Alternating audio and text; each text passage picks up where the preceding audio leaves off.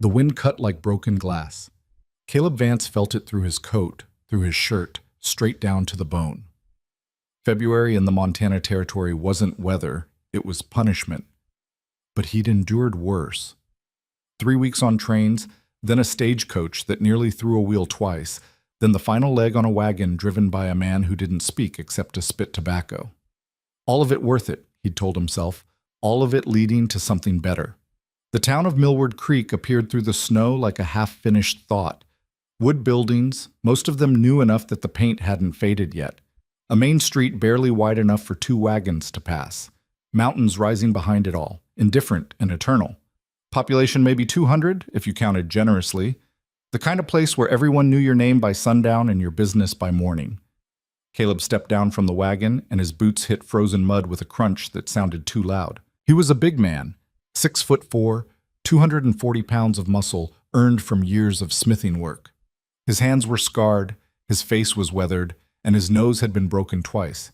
He wasn't ugly, but he wasn't the kind of handsome that made women turn their heads for good reasons. "Vance?" The wagon driver squinted up at him. "Yeah. Good luck." The way he said it didn't sound encouraging. The wagon rattled away, leaving Caleb standing in the middle of the street with his leather bag and a knot in his stomach that had been growing for the last 100 miles. He'd corresponded with Margaret Talbot for 6 months, letters back and forth, hers always neat and precise, his own cramped and awkward because writing had never come easy.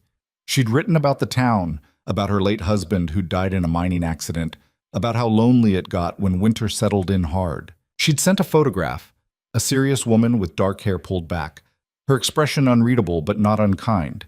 He'd sent his own photograph back, been honest about his size, his work, his lack of education beyond basic reading and numbers. She'd written back saying it didn't matter, that she was looking for a good man, not a perfect one. That had been 2 months ago. Now he stood in front of the general store where she'd told him to meet her, and the knot in his stomach pulled tighter. The door opened, and a woman stepped out. Margaret Talbot looked exactly like her photograph, which was somehow worse. It made the whole thing feel more real, more final. She wore a dark dress, practical and well-made, and a coat that had seen better years. Her face was pale, whether from cold or shock, Caleb couldn't tell. "Mr. Vance." Her voice was steady, but her eyes weren't. They moved over him like she was tallying up everything wrong, every inch of him that didn't match whatever she'd imagined. "Ma'am." He took off his hat. "It's good to finally meet you." She didn't respond right away. Behind her, the store door opened again, and 2 women peered out, curious. Then a man, then another. Word traveled fast in small towns. "You're—" Margaret started, then stopped. She folded her arms across her chest. "You're larger than I expected. I wrote about my size." Caleb kept his voice level. "Sent measurements and everything." "Yes, but—" She looked away, then back, and something in her expression shifted from surprise to decision. Not a good decision. "I'm sorry, Mr. Vance. I made a mistake." The world got very quiet. "A mistake," Caleb repeated. "I thought I could, but I can't. You're too—" She gestured vaguely, like the word she wanted was hanging in the air somewhere. "You're too much. I'm sorry. I can't marry you." Behind her, someone laughed. Not loud, but Caleb heard it. His face went hot despite the cold. "I came 3 weeks," he said. "Sold everything I had for the train fare. I'll pay you back." Margaret's voice got firmer, like she was convincing herself. "Eventually. But I can't. I won't." She took a step back. "I'm sorry." She turned and walked back into the store. The door shut behind her with a click that sounded like a lock. Caleb stood there, hat in hand, while the cold seeped into his bones, and the small crowd that had gathered stared at him like he was something that had crawled out of the mountains. A woman whispered to her companion. A man shook his head, grinning. A boy, maybe 12, pointed and said something that made his mother swat his hand down, but not before Caleb saw the laughter in both their faces. Too much. He'd heard that before. Different context, same meaning. Too big for the schoolhouse chairs. Too rough for the church socials. Too intimidating for the girls who looked away when he walked past. He'd thought maybe in a frontier town where size meant strength and strength meant survival, it would be different. He'd been wrong. Caleb put his hat back on, picked up his bag, and started walking. He didn't have a destination, didn't have a plan. The town spread out before him in all its shabby glory: storefronts, a saloon, a building marked Millward Creek Gazette, a blacksmith shop with smoke coming from its chimney, and at the far end of the street, a small church with a cross on top. His boots crunched through the snow. Behind him, he heard voices rising in conversation, speculation, amusement. The big man who got rejected. The fool who traveled across the country for a woman who took one look and said no. He walked until he reached the church. It wasn't much. Wood frame, white paint, flaking in places, windows that looked drafty. But the door was unlocked, and when he pushed it open, the interior was marginally warmer than outside. Rows of pews, a simple altar, and a silence that felt heavier than the cold. Caleb set his bag down in the last pew and sat. His pride hurt worse than his body, which was saying something after 3 weeks of traveling. He'd been rejected before, sure, but never like this.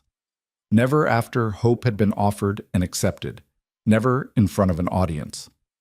"Too much," he said to the empty room. The church didn't answer. He sat there as afternoon faded into evening, as the light through the windows went from gray to darker gray. Nobody came to check on him. Nobody knocked on the door to offer shelter or sympathy. In Millward Creek, it seemed, strangers who got rejected were problems that solved themselves, usually by leaving on the next stage out. But Caleb wasn't leaving. He didn't know why exactly. Stubbornness, maybe. Or the fact that he had nowhere else to go. Or maybe just the raw, burning certainty that he was tired of being told he was too much, too big, too wrong to deserve a place in the world. He stretched out on the pew, using his bag as a pillow. The wood was hard, the cold crept in through gaps in the walls, and sleep came in fits and starts. But he'd slept in worse places. When morning came, so did the cold reality. Caleb woke to someone shaking his shoulder. He jerked upright, disoriented, and found himself looking at a thin man in his 50s with a concerned expression and a clerical collar. "Son, you can't sleep here," the man said. Not unkind, but firm. "Sorry." Caleb's voice was rough from sleep and cold. "I'll go." "Where?" Good question. Caleb grabbed his bag and stood, which made the man take an involuntary step back. "I'll figure something out. You're the fellow who came for Margaret Talbot." It wasn't a question. Of course, everyone knew already.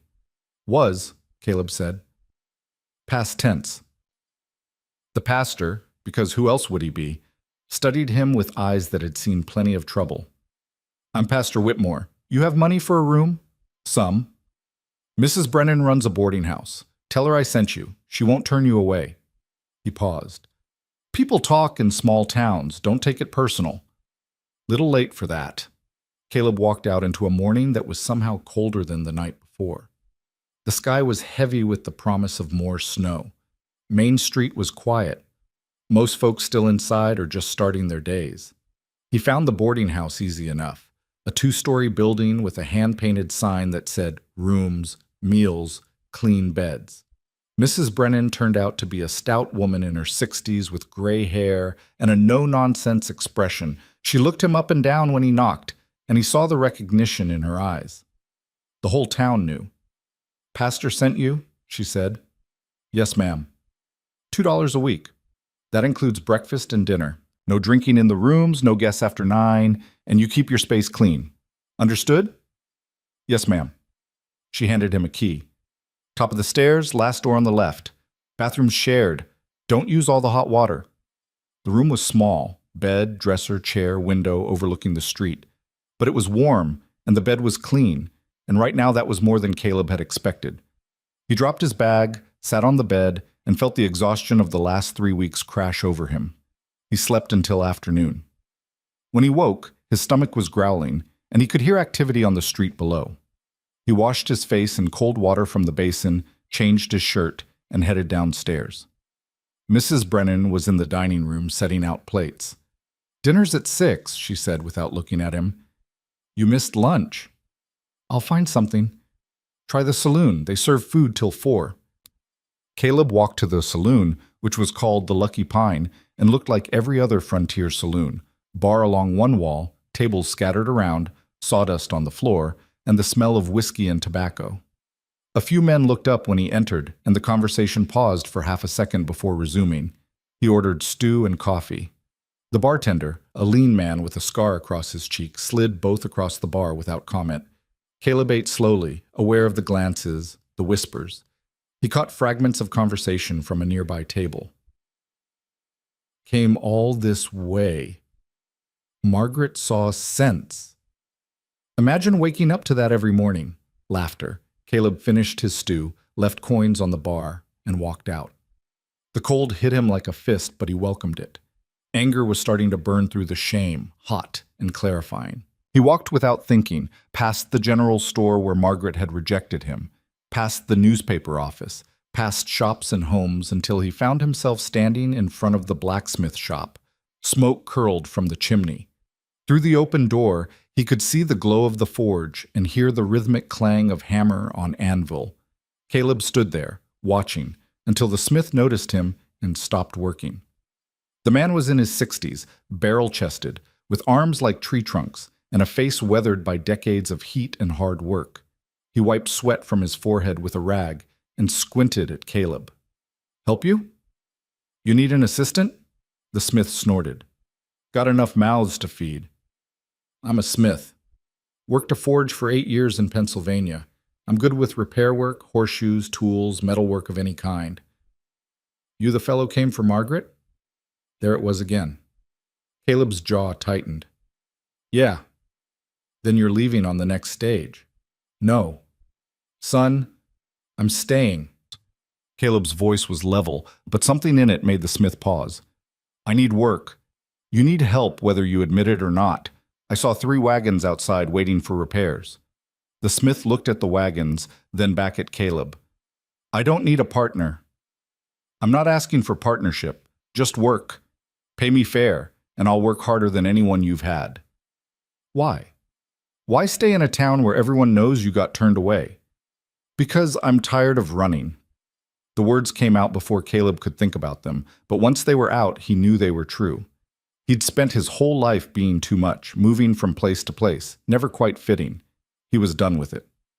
The smith studied him for a long moment.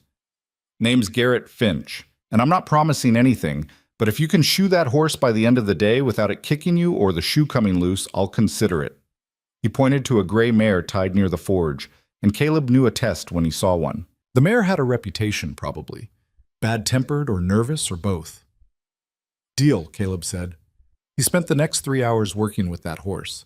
It was skittish, dancing away every time he approached, and twice it tried to bite him. But Caleb had patience, and he had experience with difficult animals. He talked to the mare, low and steady, and eventually she settled enough for him to work. The horseshoe went on clean and tight, and when he was done, Finch came over to inspect it. "Not bad," Finch admitted grudgingly. "Come back tomorrow, 6 in the morning. We'll see if you last the week."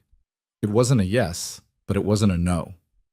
Caleb walked back to the boarding house as evening settled over the town, and for the first time since he'd arrived in Millward Creek, he felt something other than shame.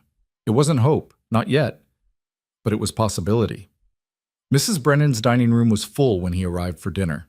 6 other boarders, all of them men who worked at the sawmill or the mine. They looked up when Caleb entered, and the conversation died. He sat at the empty seat at the end of the table.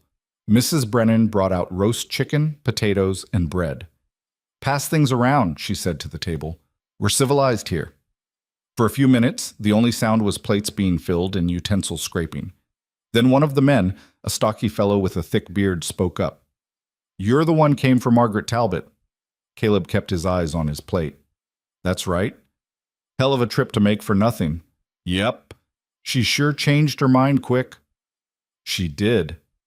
Another man, younger, with a mean glint in his eye, leaned forward. "Guess she wasn't expecting someone quite so large." Snickers around the table. Caleb set down his fork carefully. "You got something to say? Say it." The young man grinned. "Just wondering if you scared her off is all. Big fellow like you could be intimidating to a woman." "Tommy, Mrs." Brennan's voice cut through the room like a knife. Mind your manners or eat outside. Tommy held up his hands. Just making conversation. Make it elsewhere. The rest of the meal passed in tense silence. Caleb ate mechanically, tasting nothing. When he finished, he went up to his room and lay on the bed, staring at the ceiling. The shame was back, hot and heavy. But underneath it, that anger still burned. He'd show them. All of them. He didn't know how yet, but he'd find a way. The next morning, he showed up at Finch's forge at 6 sharp. The smith was already working, heating iron until it glowed red. "You're on time," Finch said. "That's something." "What do you need done?" Finch pointed to a pile of tools in the corner. Axes, saws, plows, all of them needing repair or sharpening. "Start there. I'll watch." Caleb worked. He heated, hammered, shaped, cooled.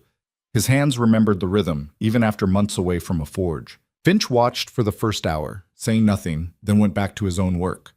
They worked side by side until noon, when Finch finally spoke. "You know what you're doing." "Told you I did."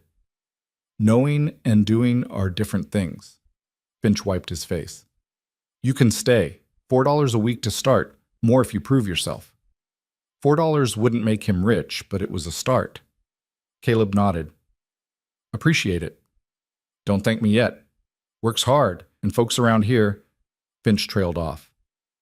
"They talk. You're going to hear things. Already have. It'll get worse before it gets better. Margaret's got friends, and they'll make sure everyone knows you weren't good enough." "I can handle it." Finch looked doubtful but didn't argue. Over the next week, Caleb fell into a routine. Up before dawn, work at the forge until dark, dinner at the boarding house, then sleep. The work was brutal, 10, 12 hours a day of heat and hammering and muscle-straining effort. But it was familiar, and familiarity was a kind of comfort. The town, though, the town was something else. He heard whispers whenever he walked to the forge, saw people cross the street to avoid him, got stares from children and suspicious looks from their parents. In the saloon, conversation stopped when he entered.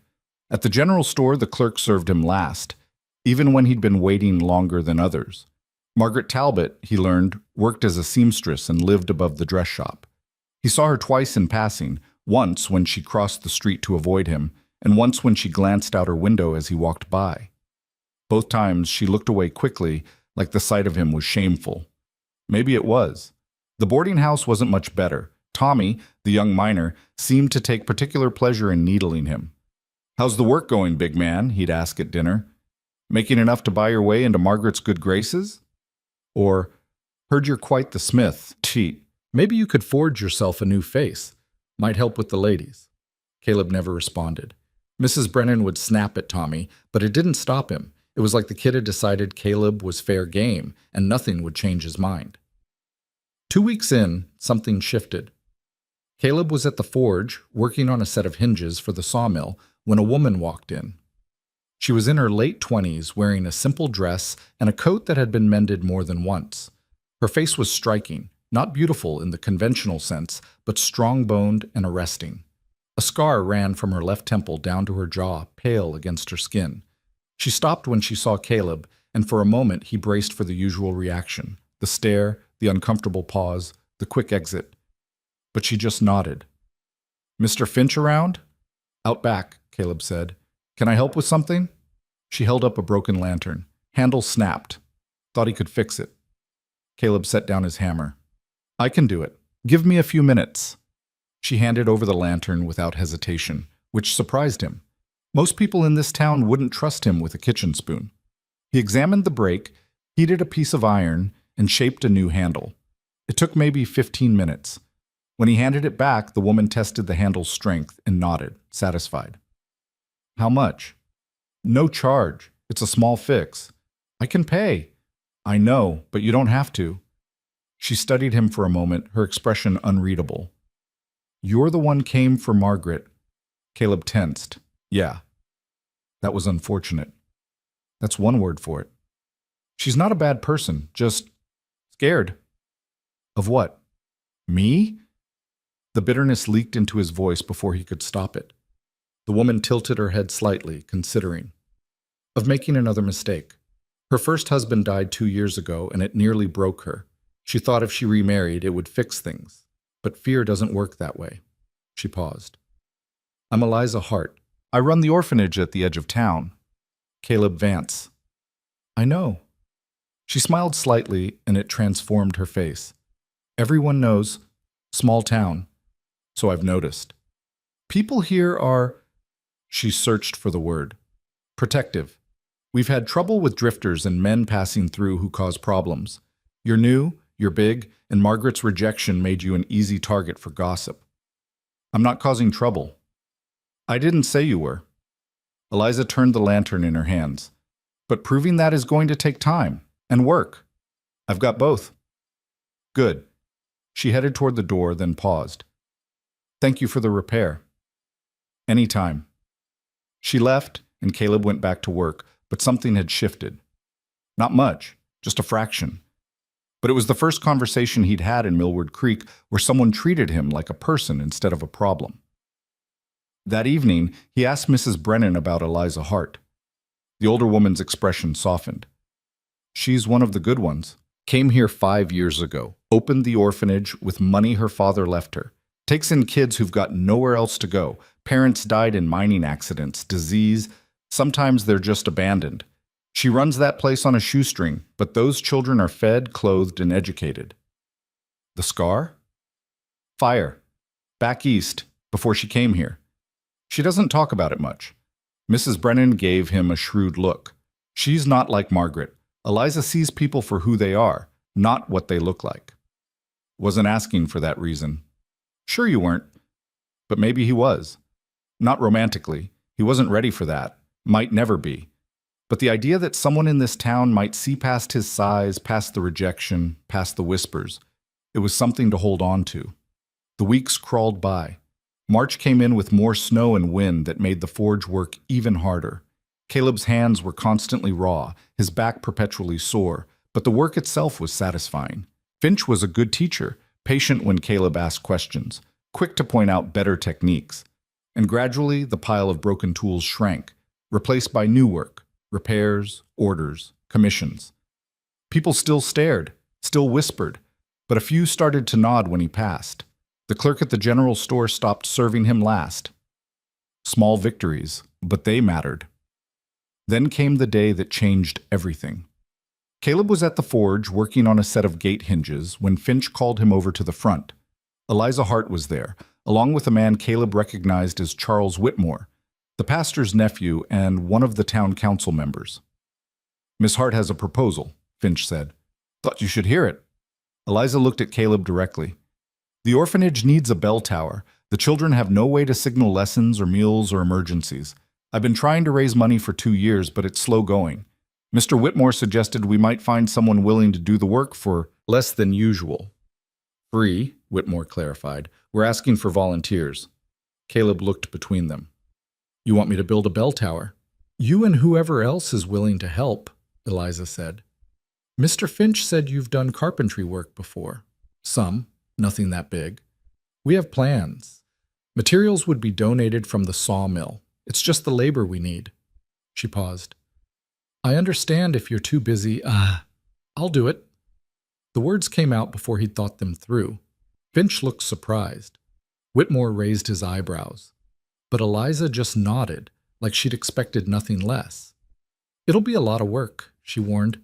Probably take 2 months, maybe more. And you'd be doing it in your spare time. I know. Why? Whitmore asked bluntly. Why would you volunteer for this? You don't know anyone here. You don't owe this town anything. Caleb met his eyes. Because someone asked.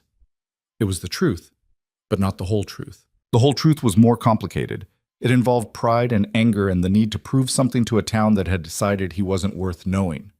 But it also involved the memory of Eliza's kindness, the way she'd treated him like a person instead of a spectacle. And maybe, underneath everything, the hope that building something good might rebuild something in himself. Whitmore didn't look convinced, but he nodded. We'll start gathering materials. Miss Hart will provide the plans. When can you begin? This weekend. That's soon, Eliza said. Are you sure? The sooner we start, the sooner it's done. After they left, Finch gave Caleb a long look. That was either very smart or very stupid. Which one? I'll let you know when the tower's standing. Finch picked up his hammer. Or when you've run out of town, whichever comes first.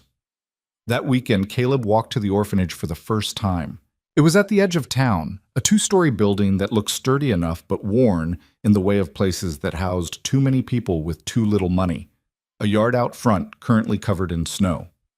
A vegetable garden, dormant, a small barn, and 7 children ranging from maybe 5 to 14 who all stopped playing when Caleb approached. The youngest, a girl with braids, pointed at him. He's huge. Emma, the oldest boy said warningly. Eliza appeared in the doorway. Children, this is Mr. Vance. He's going to build us a bell tower. Why? Emma asked. Good question, Caleb thought. Because you need one. But why are you doing it? This from the oldest boy, thin and serious. Because I can. The children didn't look satisfied with that answer, but they didn't argue.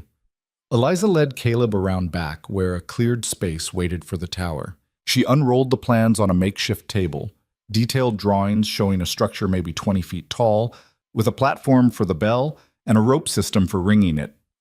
It's ambitious, Caleb said, studying the plans. Too ambitious? No, just, it's going to take time. He looked at her. You sure about this? About me doing it? Why wouldn't I be? I'm not exactly popular in this town. Popularity isn't a requirement for carpentry. Eliza rolled up the plans. Besides, the children need this, and from what I've seen, you need something to build. She was more perceptive than he'd given her credit for. The work began the next day. The sawmill delivered lumber, good, solid pine beams and planks. Caleb laid out the foundation, measuring twice and 3 times because precision mattered. The children watched from a distance, curious but cautious. By the end of the first day, he had the basic footings done. By the end of the first week, the frame was taking shape. Word spread, of course. In Millward Creek, everything spread. People walked by the orphanage to see what the big man was building. Some offered advice. Most just watched, and the whispers continued, now with a different edge. What's he trying to prove? Thinks he can buy his way into people's good graces. Margaret's probably kicking herself now. Don't be ridiculous. Look at him. Caleb heard it all and kept working, hammer and nails, beams and braces. The tower rose slowly, stubbornly, despite the cold and the wind and the ache in his muscles. Finch gave him time off on Sundays to work on it, which was generous. Eliza brought him coffee and sometimes food, which he accepted gratefully. The children gradually warmed to him. Emma, the youngest, started asking him questions. How tall was he? Could he lift a horse? Had he ever fought a bear? Caleb answered patiently, sometimes honestly, sometimes with exaggerations that made them laugh. The oldest boy, whose name was Samuel, was harder to crack. He watched Caleb with suspicion, like he was waiting for the big man to do something wrong. But slowly, over weeks, that suspicion faded into something closer to acceptance. 4 weeks in, disaster struck. Caleb was working on the platform level when the weather turned. Wind picked up out of nowhere, gusting hard enough to make the whole structure sway. He should have stopped, should have climbed down and waited it out. But he was close to finishing the platform and he wanted it done. The gust that hit him came from the side, sudden and vicious. The ladder slipped. Caleb grabbed for a beam, missed, and fell 12 feet to the frozen ground. The impact knocked the air from his lungs. Pain exploded in his left side, sharp and immediate. He lay there, stunned, while the world spun and his ribs screamed protest. Mr. Vance! Eliza's voice, distant and urgent. He tried to sit up and immediately regretted it. The pain doubled. Don't move! Eliza knelt beside him, her face pale. Samuel, get Dr. Brennan, now! The boy took off running. I'm fine, Caleb managed. You're not fine. You fell 12 feet. Just bruised. Ribs, probably. Maybe worse. Her hands were gentle but firm as she checked for obvious breaks. Why didn't you come down when the wind picked up? Wanted to finish. Idiot, she said, but there was worry in her voice, not anger. Dr. Brennan, Mrs. Brennan's husband, Caleb learned later, arrived and confirmed what Eliza suspected: 2 cracked ribs, extensive bruising, and a warning that Caleb was lucky it wasn't worse. "No heavy lifting for 2 weeks," Brennan ordered. "And I mean it. Those ribs need time to heal, or they'll break completely." 2 weeks. The tower was half finished, materials were stacking up, and Caleb had momentum. Stopping now felt like giving up. But he didn't have a choice. He spent those 2 weeks in frustration, watching from the boarding house window as spring slowly, grudgingly arrived. The snow melted in patches. The sky cleared occasionally, and the unfinished tower stood in the orphanage yard like an accusation.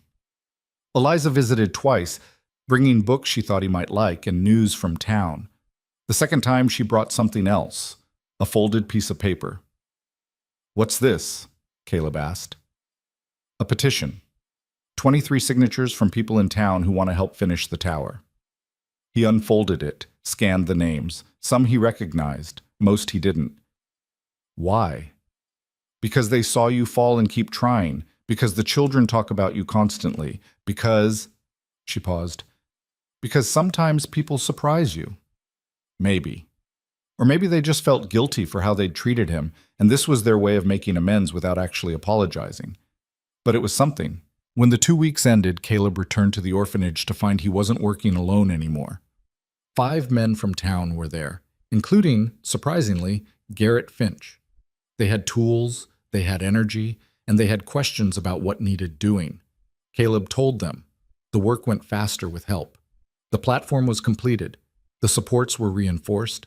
The bell mechanism was installed with precision and tested twice. And slowly, beam by beam, the tower took shape. Not everyone was supportive. Tommy at the boarding house made snide comments about charity cases and showing off. Margaret Talbot, on the one occasion Caleb saw her, looked away quickly, her expression unreadable. And there were still whispers, still doubts. But the tower kept rising. And somewhere in those weeks of work, of hammering and measuring and problem-solving, Caleb felt something shift inside him. The shame that had dogged him since arrival, that had followed him for years before that, began to crack, not disappear. He wasn't fool enough to think it would vanish completely, but it loosened its grip. He was building something good, something that would last. And maybe, in the process, he was building himself back up too. Part 2. The tower reached 15 feet by mid-April, and with it came a change Caleb hadn't anticipated. People stopped crossing the street when they saw him. Not all of them, but enough that he noticed. Mrs. Chen at the bakery nodded when he passed. Old Mr. Patterson, who ran the livery, actually spoke to him about the weather. Small gestures, but in a town that had written him off as a spectacle, they felt significant. The work itself became a rhythm. Mornings at Finch's forge, evenings and weekends at the tower. His ribs had healed, mostly, though they still ached when the weather shifted. The volunteers came and went, some reliable, others showing up once and never returning. But there were 3 who stuck. Finch, of course, a young carpenter named Daniel Ross who had good hands and better instincts, and Thomas Merrick, a miner in his 40s who didn't talk much but worked like he had something to prove. "Why are you helping?" Caleb asked Merrick one Saturday afternoon. They were hauling beams into position, and the question had been nagging at him. Merrick spat tobacco juice into the dirt. "Lost my daughter 3 years back. Fever took her. These orphans got nobody, but they got Miss Hart. Figure that's worth something." "I'm sorry about your daughter." "Yeah." Merrick lifted his end of the beam. "We gonna stand here talking, or we gonna build?" They built. Eliza was a constant presence, not hovering but available. She brought water when the work got hot, bandages when someone inevitably caught a splinter or scraped knuckles. The children orbited around the construction site like curious birds, watching, asking questions, occasionally getting shooed away when the work got dangerous. Emma, the youngest, had taken particular interest in Caleb. She'd appointed herself his shadow, appearing whenever he worked to deliver important observations. "Your hands are really big," she announced one afternoon, watching him measure a beam. "They are," Caleb agreed. "Bigger than my whole head, probably."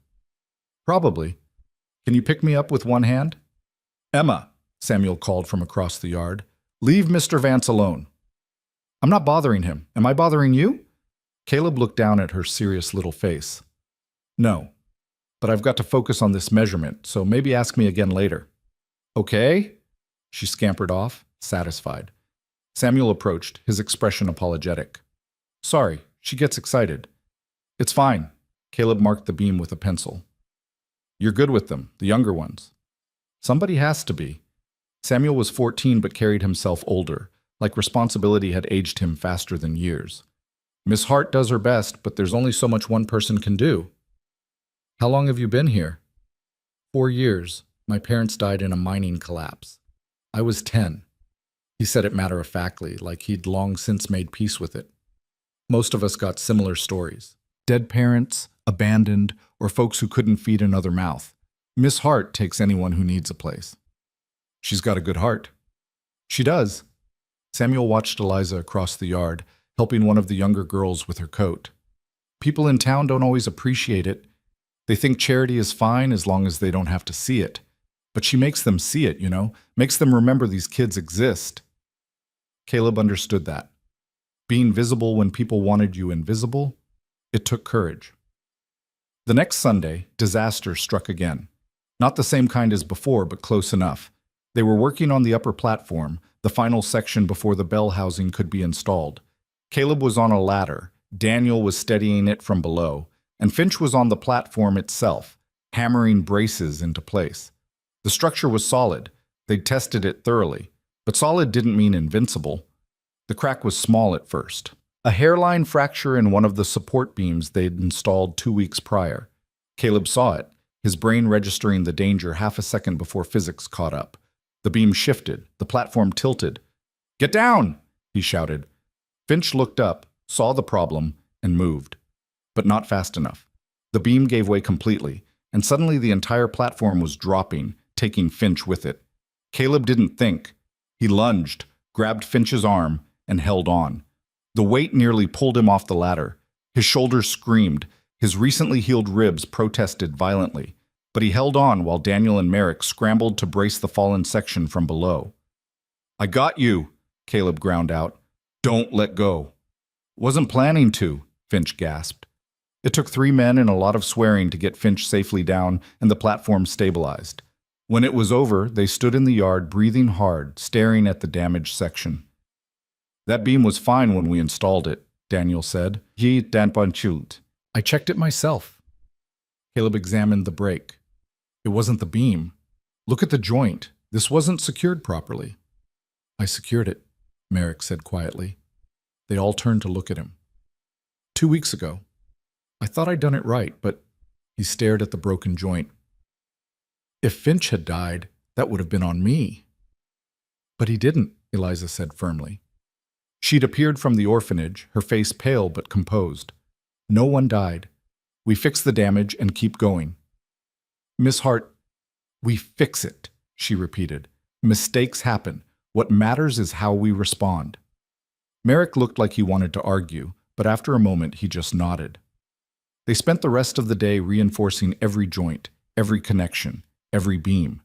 It was tedious work, and it set them back nearly 2 weeks. But no one complained. The near disaster had shaken them all. That evening, Caleb sat on the boarding house steps, watching the sun set behind the mountains. His body ached, his hands were raw, and his ribs felt like someone had kicked them repeatedly. He was contemplating whether to go inside or just sleep on the steps when someone sat down beside him. Eliza. You saved Garrett's life today, she said. Reflex.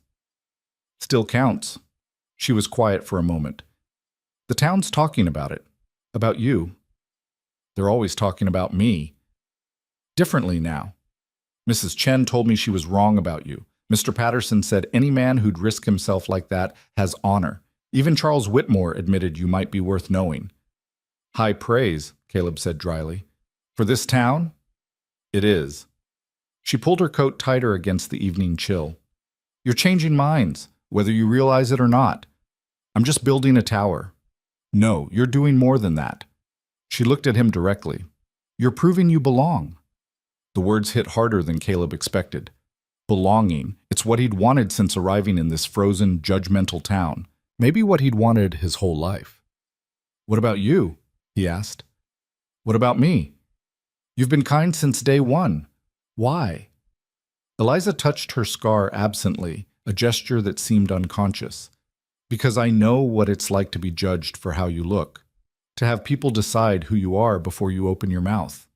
She smiled slightly. And because you fixed my lantern without asking for anything in return. That told me more about your character than anything the gossips could say. They sat in comfortable silence as the sky darkened and stars began to appear.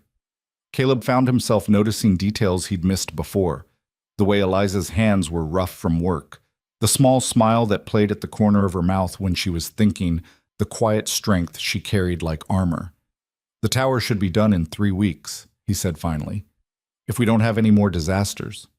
Don't say that, you'll jinx us. You believe in jinxes? I believe in Murphy's Law. Anything that can go wrong will go wrong, usually at the worst possible time. She stood, brushing off her skirt. Get some rest. Tomorrow's another day of proving everyone wrong. She walked away, and Caleb watched her go, feeling something he hadn't felt since before Margaret's rejection. Not hope exactly, something quieter but more durable. Possibility. The next 3 weeks were brutal. Spring weather in Montana meant unpredictable storms, temperature swings, and mud that sucked at your boots like it had personal grievances. They worked through it all. The platform was rebuilt, reinforced 3 times over. The bell housing was constructed, a peaked roof structure that would protect the bell from weather while allowing the sound to carry. The bell itself arrived on a Tuesday, delivered by wagon from Helena. It was beautiful, bronze, maybe 200 pounds, with a clear, pure tone when they tested it. The children gathered around, taking turns ringing it gently while Eliza supervised. It's perfect, Emma breathed. Almost, Samuel corrected. Still needs to be installed. That was the final challenge. Getting a 200-pound bell up 15 feet and secured properly required planning, muscle, and nerve. They rigged a pulley system using ropes and the tower's own framework. Caleb supervised while Finch, Merrick, and Daniel hauled. It took 2 hours of careful coordination, several close calls, and enough swearing to make Pastor Whitmore frown from across the street. But when that bell finally hung in its housing, secured and tested and ready, the sense of accomplishment was overwhelming. Ring it, Eliza told Emma. The little girl grabbed the rope with both hands and pulled. The sound that emerged was clear and bright, echoing across the valley, rolling over the town like a declaration. Caleb felt it in his chest. That sound. Felt it in the bones of his hands and the ache of his back and the scars on his knuckles. He'd built this. They'd built this. And it was real and solid and permanent. The children cheered. The volunteers clapped. Even some townsfolk who'd gathered to watch applauded, though a few looked like they weren't sure if they should. Finch walked over and extended his hand. Good work, Vance. Caleb shook it. Couldn't have done it without help. No, but you started it. That takes guts. Finch glanced at the tower, then back at Caleb. I'm making you a full partner at the forge. 50-50 split on profits. You've earned it. It took a moment for the words to register. Partner? You're good at the work, you're reliable, and you saved my life. Seems like enough qualification. Finch grinned. Besides, I'm getting old. Need someone who can handle the heavy hammering. Yes. Thank you. Don't thank me. Just keep showing up. That evening, the orphanage held a small celebration. Nothing fancy, just stew and bread and apple cider that one of the miners had donated. The children were loud and energetic, hyped up on accomplishment and sugar. The adults were tired but satisfied. Caleb found himself sitting next to Eliza on the orphanage steps, watching the chaos through the window. You did it, she said. We did it. No, this was you. Everyone else helped, but you're the one who made it happen. She looked at him. The town sees that, even the ones who don't want to admit it. Margaret doesn't. He hadn't meant to say it. The name just slipped out, carrying with it all the bitterness he'd tried to bury. Eliza was quiet for a moment.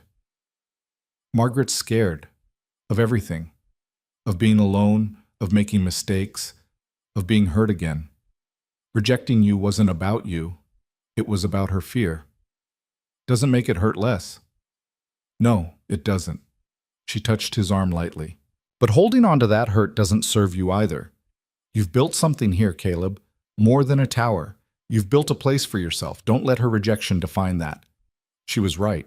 He knew she was right. But letting go of the anger, the shame, the sense of being too much, that wasn't something that happened overnight. Still, sitting there with Eliza, listening to the children laugh inside and watching the last light fade from the sky, Caleb felt something shift. Not healing exactly, but the possibility of it. The next morning, he woke to pounding on his door. "Vance!" Mrs. Brennan's voice, urgent. "Get down here!" He threw on clothes and stumbled downstairs, his mind racing through possibilities. Fire? Accident? Disaster at the forge? What he found was worse. The boarding house common room was full. Mrs. Brennan, her husband the doctor, Pastor Whitmore, Charles Whitmore, and 4 other men Caleb recognized as town council members. They all looked at him with expressions ranging from concern to suspicion. "What's going on?" Caleb asked. "There was an incident last night," Charles Whitmore said, "at the general store. Someone broke in, stole money and supplies." "Okay, what's that got to do with me?" "You're new to town. You work with metal, could pick locks, and you've been—" Whitmore hesitated. "Visible lately." The implication hit like a fist. "You think I robbed the store?" "We're not accusing anyone," Pastor Whitmore said quickly. "We're just asking questions." "Where were you last night between 10 and midnight?" Charles asked. "Here, in my room." "Anyone see you?" "I was asleep, so no." The men exchanged glances. Caleb's anger started building, hot and familiar. After everything, after the tower, after saving Finch, after weeks of proving himself, they still saw him as the outsider who didn't belong. "This is ridiculous," Mrs. Brennan said sharply. "Caleb's been a model tenant. He's never caused trouble." "We have to investigate," Charles insisted. "The store owner saw someone large leaving the scene." "Someone large? In a town full of miners and loggers?" Caleb's voice was hard. "That narrows it down. Look, we just need to—" The door opened and Eliza walked in. She took in the scene with one glance and her expression went cold. "What is this?" she demanded. "Official town business," Charles said. "It's a witch hunt." She moved to stand beside Caleb. "You're accusing him because he's convenient, not because he's guilty." "Miss Hart, with respect, don't you dare." Her voice cut like steel. "This man has given this town more in 3 months than most of you have in years. He built something for children who had nothing. He saved a life. And this is how you repay him? By assuming he's a criminal?" "The evidence." "What evidence? Someone large?" "Half the men in this town fit that description." She crossed her arms. "If you're going to accuse someone, bring proof. Otherwise, this conversation is over." The room went silent. Charles Whitmore looked like he wanted to argue, but his uncle put a hand on his arm. "She's right," Pastor Whitmore said quietly. "We don't have proof, just suspicion and convenience." He looked at Caleb. "I apologize. This was handled poorly." "You think?" Caleb's jaw was tight. "I've spent 3 months trying to prove I belong here, trying to show I'm more than the joke everyone made me out to be. And the second something goes wrong, I'm the first one you suspect." "That's not—" "It is. It's exactly that." He looked at each of them. "I didn't rob your store. But you've already decided I'm guilty, so what's the point of defending myself?" He walked out, pushed past them, through the door, into the cold morning air that felt cleaner than the room he'd left. His hands were shaking, not from fear, from rage. Behind him, he heard Eliza's voice, still sharp and angry, tearing into the men who'd come to accuse him. He kept walking. Down the street, past the forge, past the general store with its broken window now boarded up, past the church and the orphanage, and out to the edge of town where the trees started. He walked until his breathing evened out and the anger subsided into something colder and more manageable. Then he sat on a fallen log and stared at nothing. This was what he'd feared, what he'd always feared, that no matter what he did, no matter how hard he worked or how much he gave, he'd always be the outsider. Too much, too big, too wrong. Footsteps crunched in the snow behind him. He didn't turn around, but he knew who it was. Eliza sat beside him, close enough that their shoulders almost touched. "You shouldn't have done that," Caleb said. "Defended you?" "Made them angry. They're powerful in this town.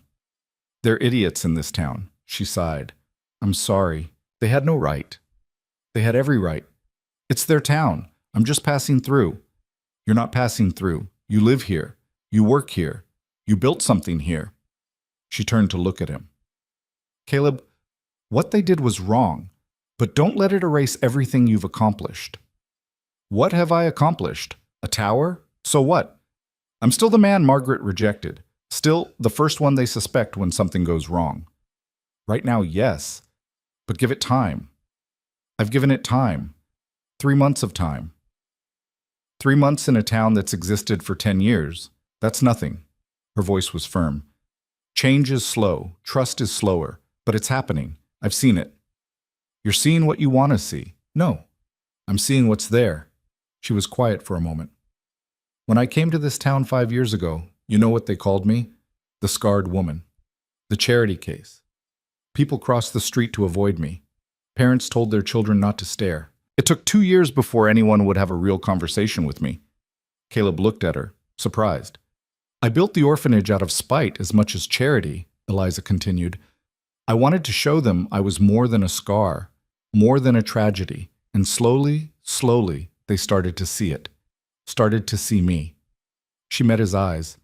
You're doing the same thing, building something that forces them to see you. It's working. It's just not working fast enough for either of us. What if it never works? What if I'm always going to be the outsider? Then you'll be an outsider who built a bell tower and saved a man's life and earned a partnership at the forge. She smiled slightly. There are worse things to be. They sat in silence, watching morning light filter through the trees. Slowly, Caleb's anger cooled into something more manageable. He was still furious, still hurt, but Eliza's presence was steadying. Thank you, he said finally, for standing up for me. Someone had to. They'll talk about you now. About us. Let them talk. She stood, brushing snow from her skirt. Come on, we have work to do. What work? Finding whoever actually robbed that store. Because I don't believe in letting injustice stand. Despite everything, Caleb almost smiled. You're stubborn. I prefer determined. She offered her hand. You coming? He took it and stood. Her hand was small in his, rough with calluses, and surprisingly strong. They walked back to town together, and if people stared or whispered, Caleb tried not to notice. The robbery investigation continued for 3 more days. In the end, it was Tommy, the young miner who delighted in needling Caleb, who got caught. He'd been stealing to cover gambling debts, and when confronted, he confessed immediately. No one from the town council came to apologize to Caleb directly. Charles Whitmore nodded awkwardly when they passed on the street. Pastor Whitmore mentioned something about misunderstandings during Sunday service, but there was no formal acknowledgement, no public clearing of his name. Caleb hadn't expected one. What he got instead was quieter. More people nodded when he passed. Conversations didn't stop when he entered the saloon. Mrs. Chen gave him an extra roll with his bread purchase. Small gestures, but they mattered. And Eliza. She became a constant in his life, not dramatically, but steadily. They'd have coffee after his work at the forge. She'd bring the children by to see the bell tower they'd helped build. They'd talk about nothing and everything, her past back east, his years of drifting, the small absurdities of frontier life. Somewhere in those conversations, something shifted between them. Caleb couldn't pinpoint when exactly. Maybe it was the afternoon she laughed so hard at one of his stories that she nearly fell off the fence they were sitting on. Maybe it was the evening he found her crying in the orphanage office over paperwork she couldn't make balance, and instead of leaving, he sat with her until she felt better. Maybe it was the accumulation of 100 small moments that added up to something neither of them had planned. One evening in early June, they were walking back from the general store where Eliza had been buying supplies for the orphanage. The sun was setting, painting the mountains gold and purple. The air was warm for the first time in months. Caleb, Eliza said suddenly, why did you really stay? After Margaret rejected you, after the town made it clear you weren't welcome. You could have left, should have left.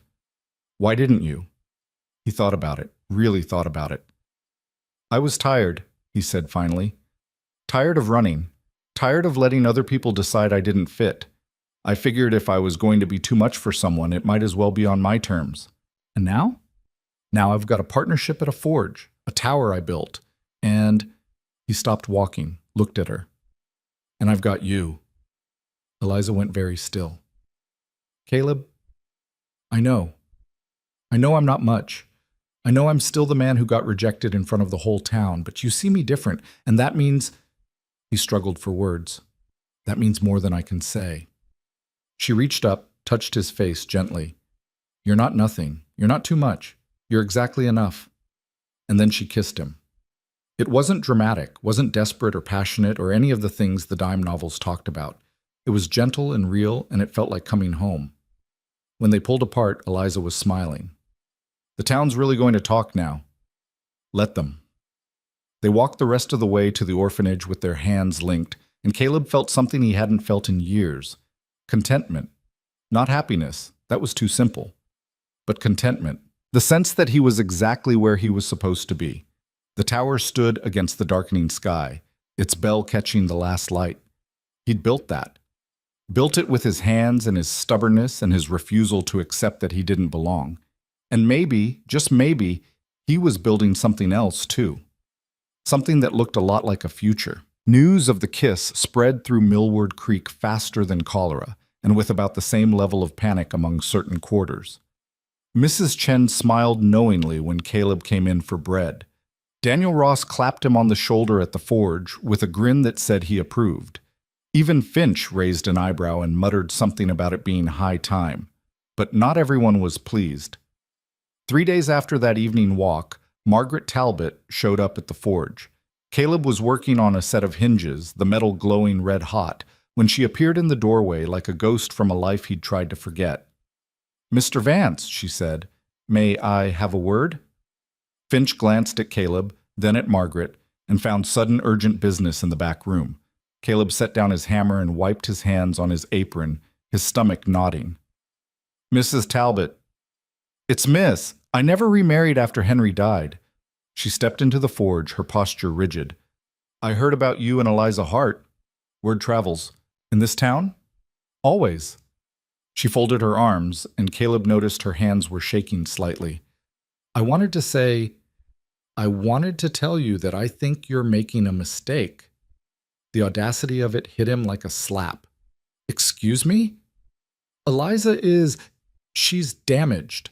That scar, her past, the way she throws herself into that orphanage like she's trying to atone for something. You don't know her the way this town does." Caleb felt anger rising, hot and immediate. "And you don't know me. You made that clear 5 months ago." "I was protecting myself." "From what? Me being too tall? Too big? Too much?" He took a step toward her and she flinched. "You invited me here, made promises, then took one look and decided I wasn't worth the effort." "Because you scared me." The words burst out of her, raw and honest. "You walked off that wagon and you were so much, and all I could think was that Henry was small and quiet and safe, and you were none of those things. I panicked." "So you humiliated me in front of the entire town." I know I did." Margaret's voice cracked. "And I've regretted it every day since. Watching you build that tower, watching you win people over, watching you become exactly the kind of man I told myself I wanted. It's been torture." Caleb stared at her, trying to process what he was hearing. "What are you saying?" "I'm saying I made a mistake. I'm saying maybe we could—" "No." The word came out flat and final. Margaret blinked. "No? You had your chance. You made your choice. I'm not interested in being your second option after you've had time to reconsider." "But Eliza saw me when I was nothing, when this whole town had written me off as a joke. She treated me like a person, not a problem to be solved or a risk to be managed." His voice was steady, but underneath it was steel. "So no, Margaret. Whatever you think you want now, it's too late." She looked like he'd struck her. For a moment, he almost felt sorry for her. Almost. Then he remembered standing in the street with his bag in hand while she walked away, and the sympathy evaporated. "I see," Margaret said quietly. "I suppose I deserve that." "You do." She turned to leave, paused at the door. "She's lucky." Eliza, I hope she knows that. I'm the lucky one. After she left, Finch emerged from the back room. That was uncomfortable. Yeah, you handled it well. Didn't feel like it. Caleb picked up his hammer, but his hands were shaking now too. 5 months ago, if she'd said those things, I would have taken her back in a heartbeat, would have been pathetically grateful. But not now. No, not now. He looked at the red-hot metal on the anvil. Funny how things change. That evening, he told Eliza about the encounter. They were sitting on the orphanage steps again. It had become their spot, a place where they could talk without the weight of the town watching. She listened without interrupting, her expression unreadable in the fading light. How do you feel about it? She asked when he finished. Angry, vindicated, confused. He rubbed his face. She called you damaged.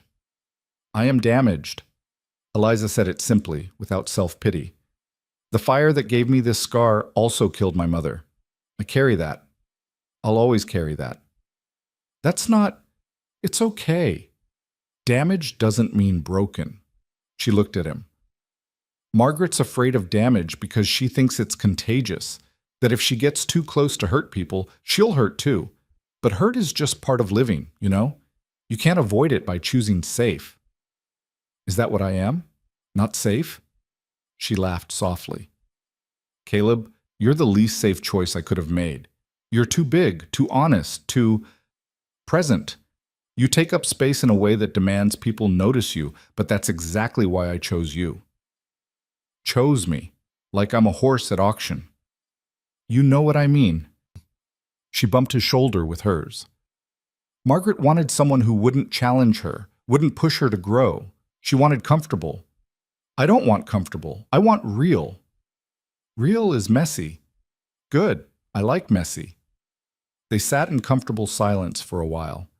Then Caleb said, She's going to make trouble, isn't she, Margaret? Probably. Rejected women often do, and this town loves drama. Eliza sighed. But we'll handle it. She was right about the trouble, though it came from an unexpected direction. 2 weeks later, a man arrived in Millward Creek on the afternoon stage. He was well-dressed, with the kind of polished appearance that marked him as someone from back east. He checked into Mrs. Brennan's boarding house, asked questions around town, and by dinner time, everyone knew why he was there. His name was Howard Hart, Eliza's brother. Caleb was having dinner at the boarding house when Howard walked into the common room. He was tall, lean, with the same strong bone structure as Eliza, but none of her warmth. His eyes swept the room, landed on Caleb, and narrowed. You must be Vance, he said. The room went quiet. Every boarder turned to watch. That's right, Caleb said carefully. I'd like a word. Privately. They went out to the front porch. The evening was warm, insects buzzing in the gathering dusk. Howard pulled out a cigarette, lit it, and studied Caleb with undisguised assessment. My sister wrote me about you, Howard said finally. Said she'd found someone worth knowing. I wanted to see for myself. And? And I'm not impressed. Caleb felt his jaw tighten. That's unfortunate. You're a drifter, a blacksmith with no prospects beyond a partnership in a frontier forge. You were publicly rejected by another woman just months ago. Howard took a drag on his cigarette. What exactly do you have to offer my sister? That's between me and her. She's vulnerable. That orphanage, those children. She pours everything into them because she's trying to fill a hole that can't be filled. She needs someone stable, someone with resources, someone who can actually help her instead of just being another mouth to feed. I'm not a mouth to feed. I work. I earn. $4 a week? Howard's tone was dismissive. That's nothing.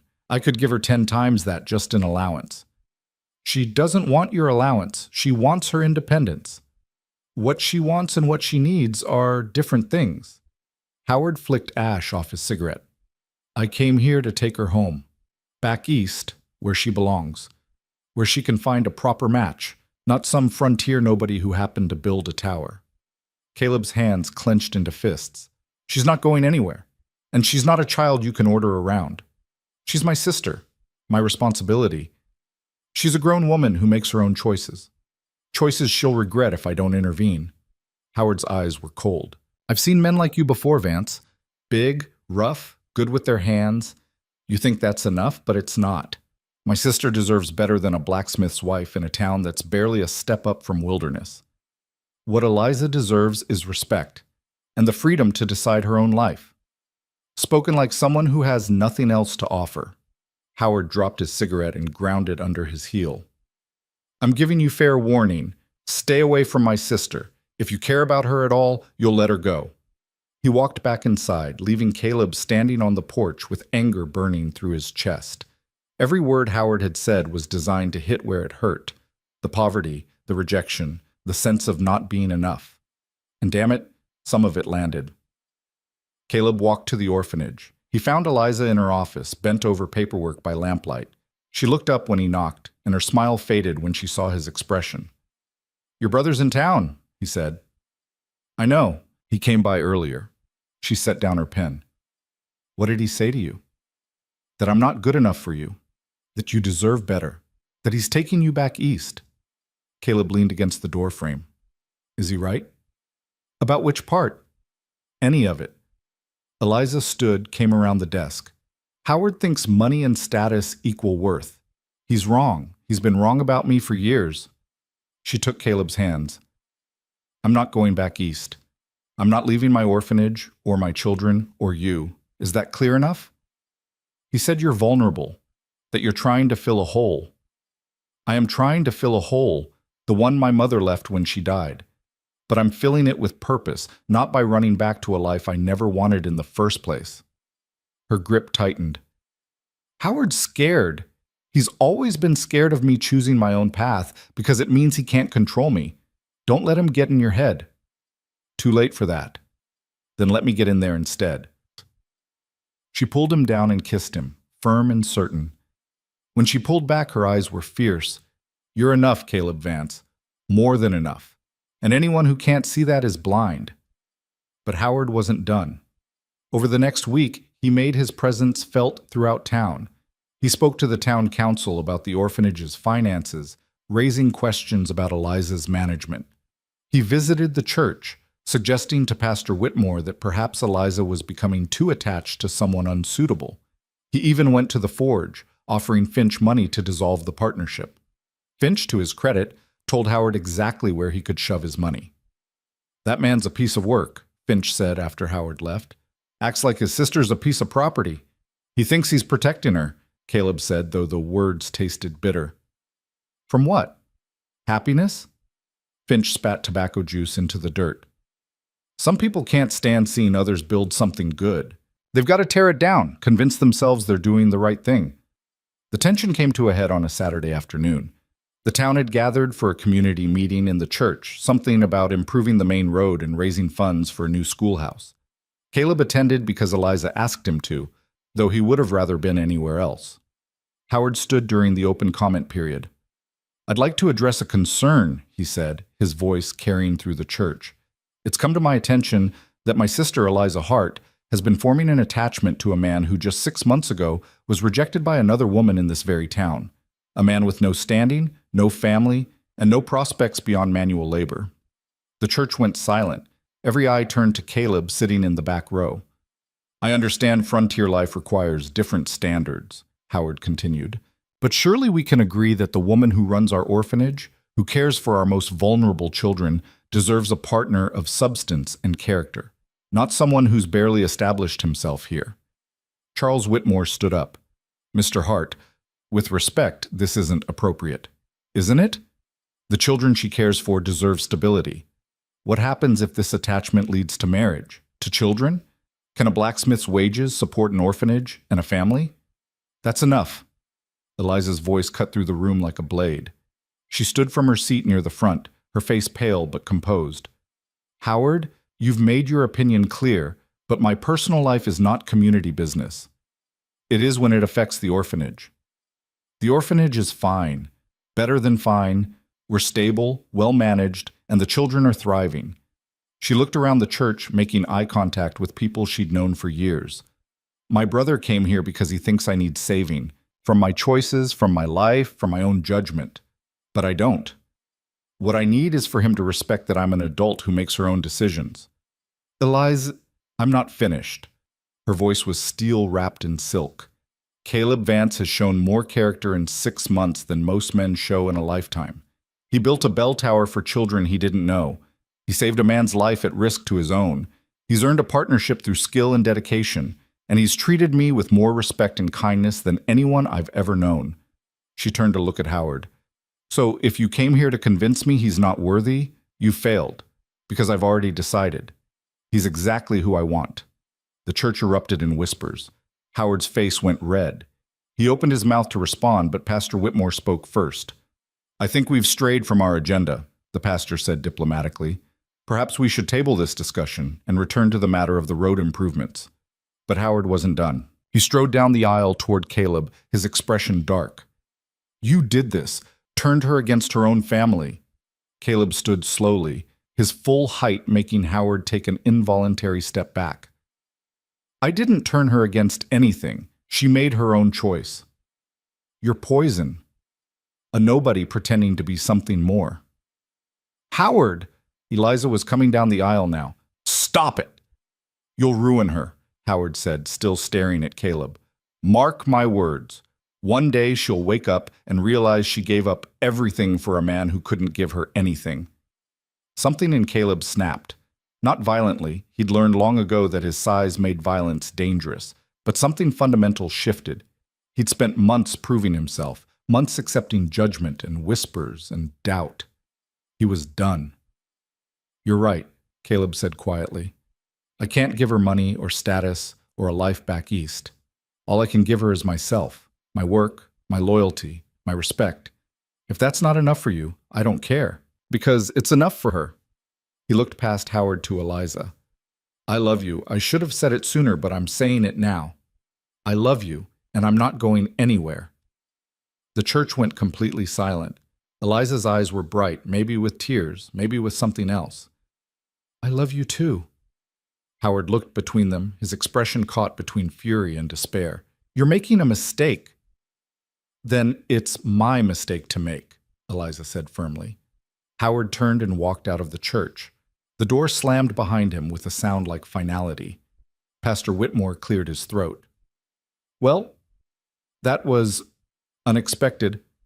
Perhaps we should take a short break before continuing. The meeting dissolved into chaos. People talking over each other, some coming up to congratulate Eliza and Caleb, others whispering in corners.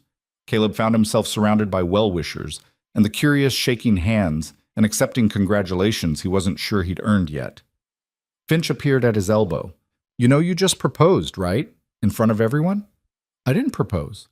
I just said I loved her. Same thing in a town like this. Finch grinned. Congratulations, you fool. You're getting married whether you plan to or not. Caleb looked across the room to where Eliza was surrounded by her own group of people. She caught his eye and smiled, and something in his chest settled into place. Maybe Finch was right. Maybe he'd just committed to something bigger than he'd intended. But looking at Eliza, he couldn't bring himself to regret it. That evening, after the chaos subsided and the town had returned to its gossip and speculation, Caleb and Eliza sat on their steps at the orphanage. The children were inside, supervised by one of the older girls, and the night was warm enough that they didn't need coats. So, Eliza said, you love me. Apparently I announced it to the entire town. Very romantic. Unexpected, but romantic. She leaned against his shoulder. Howard left on the evening stage. Didn't even say goodbye. I'm sorry. Don't be. He'll come around eventually, or he won't. Either way, it's his choice. She was quiet for a moment. Did you mean it? About not going anywhere? Yes. Because you know what marriage means, right? You'd be taking on 7 children along with me, the orphanage, the responsibility, all of it. I know. And you're okay with that? Caleb thought about it, really thought about it. 6 months ago, he'd come to this town expecting one kind of life. He'd been rejected, humiliated, reduced to nothing. But somehow, through work and stubbornness and sheer refusal to quit, he'd built something better. Not easier, not simpler, but real. I'm okay with it, he said finally. More than okay. Good. Eliza took his hand, laced her fingers through his. Because I was going to propose to you next week anyway. You just saved me the trouble. He laughed, surprised. You were? I had a whole speech planned. Very eloquent, very touching. Now you've ruined it.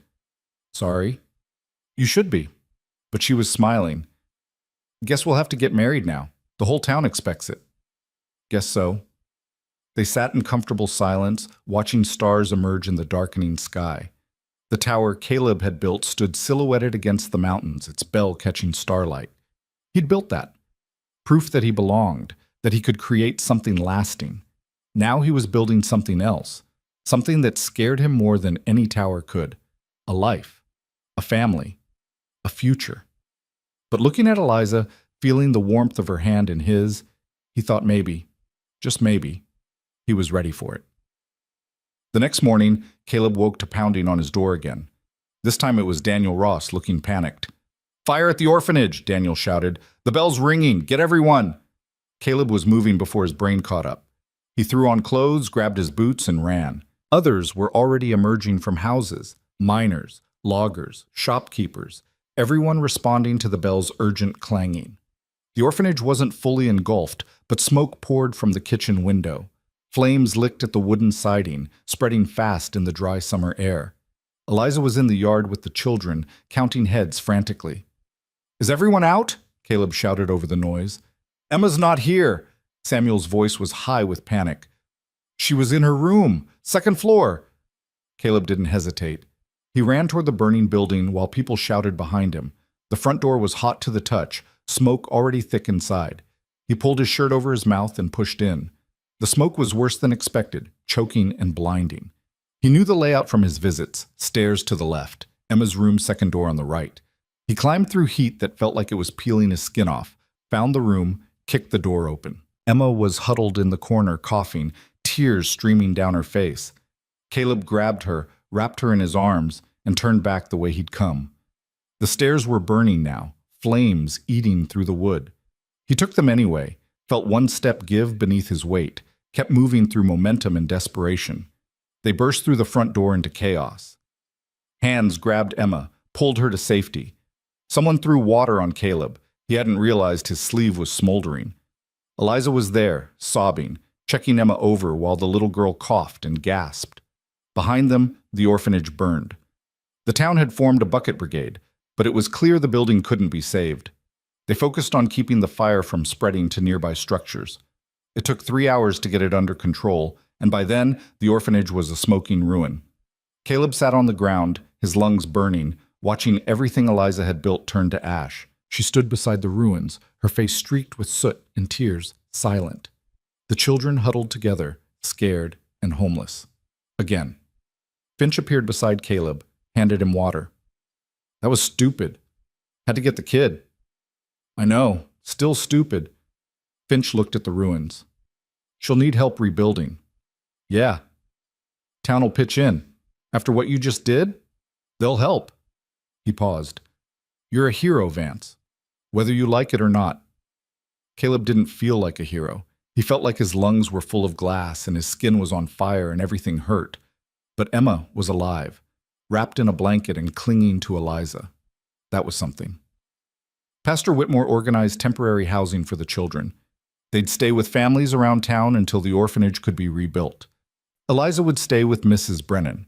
The arrangements were made quickly, efficiently, the town responding to crisis the way frontier communities did, with practical help and minimal fuss. That night, Caleb found Eliza sitting outside Mrs. Brennan's boarding house. She wasn't crying anymore, but her eyes were red-rimmed and exhausted. He sat beside her. "How are you?" "I built that place. Spent 5 years making it a home for children who had nowhere else. And in 3 hours, it's gone." Her voice was flat. "All that work, all that time, just gone." "We'll rebuild." "With what money? Insurance won't cover everything. I spent most of my inheritance on the first building." She looked at him. "You almost died today. For Emma. For my orphanage." "For you," Caleb corrected. "And I'd do it again." "I know. That's what scares me." She leaned against him. "What if next time you don't make it out? What if I'm building all this and it just keeps burning down?" "Then we rebuild again. as many times as it takes. Why? Because those kids need you. Because this town needs what you built. Because giving up isn't who you are. He turned her face toward his gently. We'll figure it out. Together. She kissed him, tasting of smoke and salt and exhaustion. When she pulled back, there was something different in her eyes. Not hope exactly, but determination. Okay, she said. Together. The town meeting happened 3 days after the fire. The church was packed, every seat filled, people standing along the walls. Caleb sat in the back with Finch, his hands still bandaged from the burns he'd gotten pulling Emma out. They weren't bad burns, just enough to hurt and remind him how close things had been. Charles Whitmore stood at the front, papers in hand. We've assessed the damage to the orphanage. The structure's a total loss. Foundation might be salvageable, but everything else needs to be rebuilt from scratch. What's the cost? Someone called out. Approximately $800. That includes materials and labor. The number hung in the air like a death sentence. $800 was a fortune in a town where most people earned $20 a month if they were lucky. The town fund has $73, Whitmore continued. Miss Hart's personal savings amount to $42. That leaves us significantly short. What about donations? Pastor Whitmore asked. We're organizing a collection. Every bit helps. But realistically, we're looking at a year, maybe 18 months before we can raise enough. A year? Eliza stood from her seat near the front. Those children can't wait a year. They need stability now. They need a home. We understand, Miss Hart, but without the funds, then we find another way. Her voice carried authority. We use volunteer labor. We source cheaper materials. We make this work. With respect, Charles said carefully, volunteer labor only goes so far. People have their own work, their own families, and cheaper materials mean a structure that won't last. So what are you suggesting? That we give up? I'm suggesting we be realistic about timelines.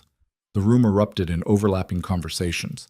Some people argued for pushing forward immediately. Others insisted waiting was more practical. A few suggested the children be sent to other towns, other orphanages, a solution that made Eliza's face go pale. Caleb stood. The room gradually quieted as people noticed his height, remembered what he'd done 3 days ago. I'll build it, he said. Everyone turned to stare. The orphanage. I'll build it. Same as the tower. Volunteer work, nights and weekends. He looked at Eliza, then at the crowd. We get materials donated or at cost, and I'll do the construction. It'll take longer than hiring a crew, but it'll get done. Mr. Vance, Charles said slowly, that's an enormous undertaking. The tower was one thing, but an entire building? You're talking months of work. I know. And you'll do this for free? While maintaining your partnership at the forge? Yes. Why? The question came from someone in the crowd. Caleb couldn't see who. Why would you sacrifice that much? He could have given them the noble answer. Could have talked about community and duty and doing what's right, but the truth was simpler and more complicated. Because I'm going to marry Eliza Hart, Caleb said, and those children will be mine as much as hers. You don't let your family go homeless if you can help it. The room went completely silent. Then someone started clapping. Someone else joined in. Within seconds, the whole church was applauding, and Caleb felt his face flush hot. Eliza was staring at him, tears streaming down her face, but she was smiling. Well then, Pastor Whitmore said when the applause died down, I suppose we have our answer. All in favor of accepting Mr. Vance's proposal, the construction proposal, that is, say aye. The ayes were unanimous. After the meeting, people swarmed Caleb with offers of help. Daniel Ross volunteered his carpentry skills. Merrick said he'd donate labor on weekends. Mrs. Chen offered to organize meal deliveries for the workers. Even people who'd been cold to Caleb months ago were suddenly eager to contribute. Margaret Talbot approached, her expression carefully neutral. That was generous of you. It's necessary, Caleb said shortly. Still, she hesitated. I wanted to apologize for what I said about Eliza and for everything before that. I was wrong. Yeah, you were. She flinched at the bluntness but didn't argue. I hope you'll be happy, both of you. We will be. She nodded and walked away, and Caleb felt nothing. No anger, no satisfaction, nothing. Margaret Talbot had become irrelevant to his life, and there was a freedom in that. Eliza found him outside the church, grabbed his face with both hands, and kissed him hard enough that someone whistled. "You proposed to me in front of the entire town," she said when they broke apart. Again. Getting to be a habit. Apparently. She was still crying, but laughing too. "You're insane, building an entire orphanage by yourself?" "Not by myself, people volunteered." "Still, it's months of work. Backbreaking, exhausting work on top of the forge." "I know. And you're doing it anyway." "Yes." She kissed him again, softer this time. "I love you, even if you are completely insane. Love you too." The work began the following Sunday. First step was clearing the ruins, hauling away burned timber, salvaging what could be saved, preparing the foundation. It was hot, dirty, miserable work. The smell of smoke still clung to everything, and every board they pulled away revealed more damage. But people showed up, more than Caleb expected. Daniel and Merrick, of course, but also younger men from the mines, families from town, even some of the shop owners who closed their stores for a few hours to help. They worked in shifts, passing buckets of debris, stacking salvageable materials, slowly revealing the foundation beneath. Emma watched from a safe distance, still skittish around fire and smoke. The other children helped where they could, carrying water, organizing tools, keeping spirits up with their chatter. Samuel worked alongside the adults, insisting he was strong enough despite his thin frame. "You don't have to prove anything," Caleb told him during a water break. "Yes, I do." Samuel wiped sweat from his face. "This is my home.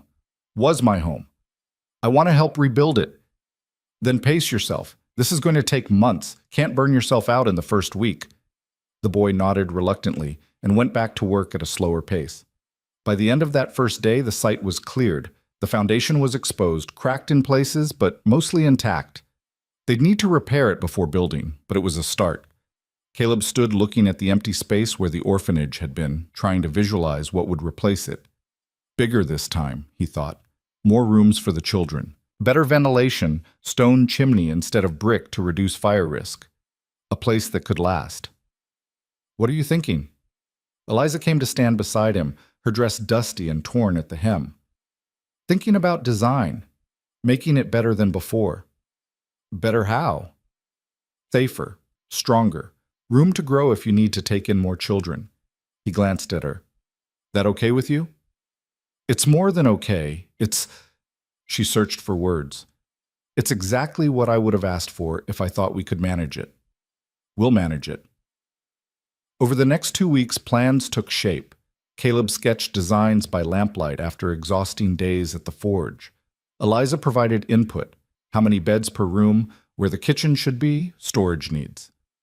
They argued about details, compromised on others, slowly building something on paper that felt right. The town council approved the plans with surprising speed. Materials started arriving: lumber from the sawmill at cost, nails and hardware donated by the general store, windows salvaged from a building being demolished in Helena. It wasn't charity exactly, more like a collective investment in something the town had decided mattered. Construction began in earnest in late July.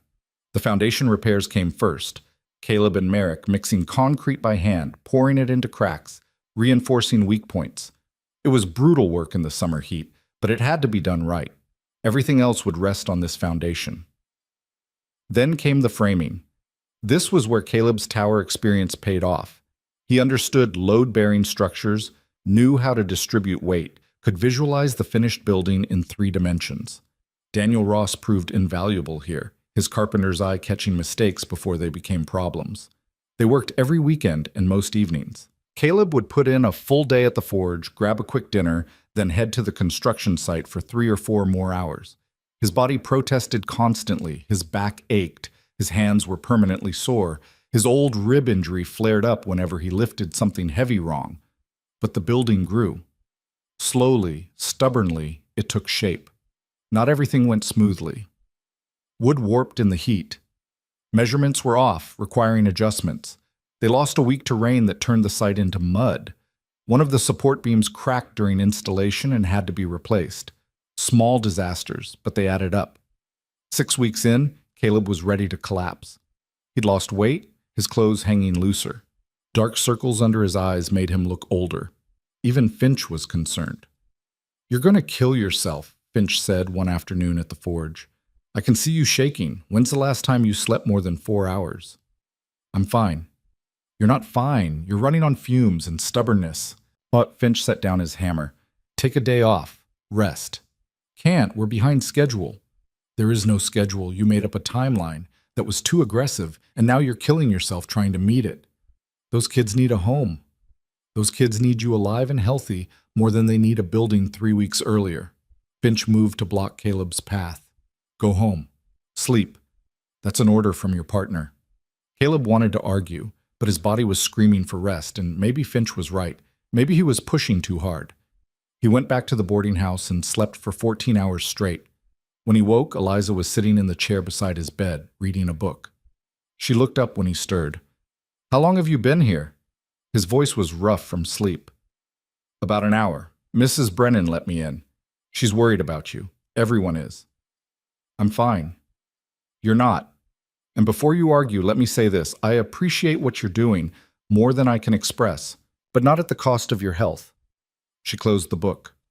"We need to adjust expectations. Maybe take on fewer evening work sessions. Maybe accept that it'll take longer than planned. But nothing. I'd rather have you alive and the orphanage done in 6 months than have you collapse and delay everything anyway."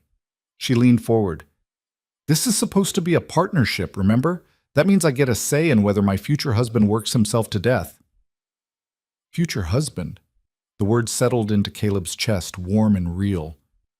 "You're right," he admitted. "I've been pushing too hard." "I know. It's one of the things I love about you. You don't know how to do anything halfway. But there's a difference between determination and self-destruction." They compromised. Evening work sessions dropped from 5 nights a week to 3. Sundays remained full construction days, but Saturdays became half-days. It was still a punishing schedule, but manageable. The building continued to rise.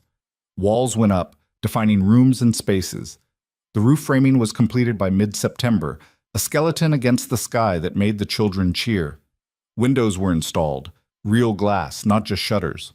The stone chimney went up last, taking a full week but worth it for the safety it provided. By October, the exterior was complete. It looked like a real building now, not just a construction site. 2 stories painted white with blue trim that Emma had insisted on. A wide porch across the front, room for 14 children comfortably, with space to expand if needed. The interior work was slower, more detailed. Floors had to be laid and sanded. Walls needed finishing. The kitchen required particular attention: counters, shelving, a stove that Finch helped install. Bedrooms were divided and furnished with beds donated by various families. Eliza threw herself into the finishing work, sewing curtains and organizing donations of blankets and clothes. The children helped too, painting their own rooms in colors they chose, turning blank spaces into homes. November brought the first serious snow. Construction became harder, the cold making every task more difficult. Caleb's hands cracked and bled despite the gloves. His breath came in clouds. But they were so close now, close enough to smell the finish line. The week before Thanksgiving, they completed the last major piece: the heating system, a combination of fireplaces and a central wood stove that would keep the whole building warm. Caleb tested it personally, staying overnight to ensure even heat distribution, making adjustments where needed. It worked. On Thanksgiving morning, Eliza and the children moved back into the orphanage. They'd been scattered across town for 4 months, living with families who'd taken them in. Now they gathered in the large common room of their new home, staring around in wonder. "It's bigger than before," Samuel said quietly. "Much bigger." Emma ran from room to room, examining everything. "And it smells like new wood instead of smoke." "Is this really ours?" one of the younger boys asked. "Really yours," Caleb confirmed. "Built to last this time." The town held Thanksgiving dinner at the orphanage, a celebration and housewarming combined. Tables were set up in the common room, food appeared in overwhelming quantities, and for a few hours the building was full of noise and warmth and life. Caleb stood in the doorway watching, exhausted, aching, but satisfied in a way he'd never experienced before. He'd built this.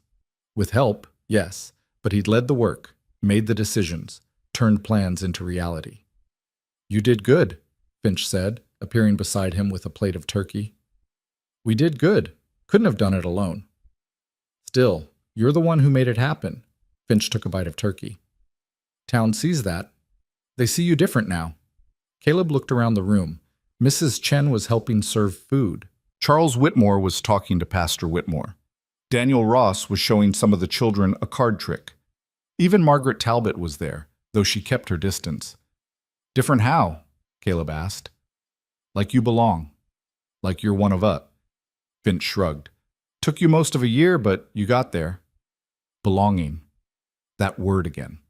But this time, looking around the room, feeling the warmth of the building he'd created, Caleb thought maybe it was true. Maybe he did belong now, not because people had forgotten his arrival or Margaret's rejection, but because he'd built something they couldn't ignore, couldn't dismiss, couldn't look away from. He'd made himself matter. After dinner, after the guests had left and the children were in bed, Caleb and Eliza stood on the porch of the new orphanage. The night was cold, stars brilliant in the clear sky. Snow covered the ground in patches, reflecting moonlight. "We should set a date," Eliza said. "For what?"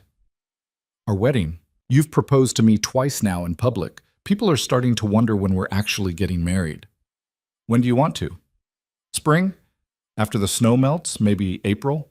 She leaned against him. "Give us time to actually plan something instead of just announcing it." "April sounds good. Your brother going to come? Family you want to invite?" Caleb shook his head. "No family. Haven't talked to my brother in 8 years. Parents are dead. It's just me." "Not anymore. You've got 7 children now, and a fiancé, and a partner at the forge, and a whole town that's decided you're worth keeping around." She squeezed his hand. "You're not alone anymore, Caleb." The truth of that hit him harder than expected. He'd been alone for so long, drifting from place to place, never staying, never connecting. He told himself it was by choice, that he preferred it that way. But standing here with Eliza, looking at the building he'd constructed for children who needed him, he realized how much of a lie that had been. He'd been terrified of belonging because belonging meant the possibility of rejection. And rejection, for someone who'd been told his whole life he was too much, felt like confirmation of his worst fears. But Millward Creek had rejected him, then watched him refuse to leave, then slowly, grudgingly, accepted him. Not because he'd changed or shrunk himself to fit their expectations, because he'd built something they couldn't deny. "Thank you," he said quietly. "For what?" "For seeing me when no one else would. For treating me like a person instead of a problem. For," he struggled for words, "for making me believe I could have this." "You could always have it. You just needed to stay in one place long enough to build it." She kissed him softly. "Besides, I'm selfish. I wanted you for myself."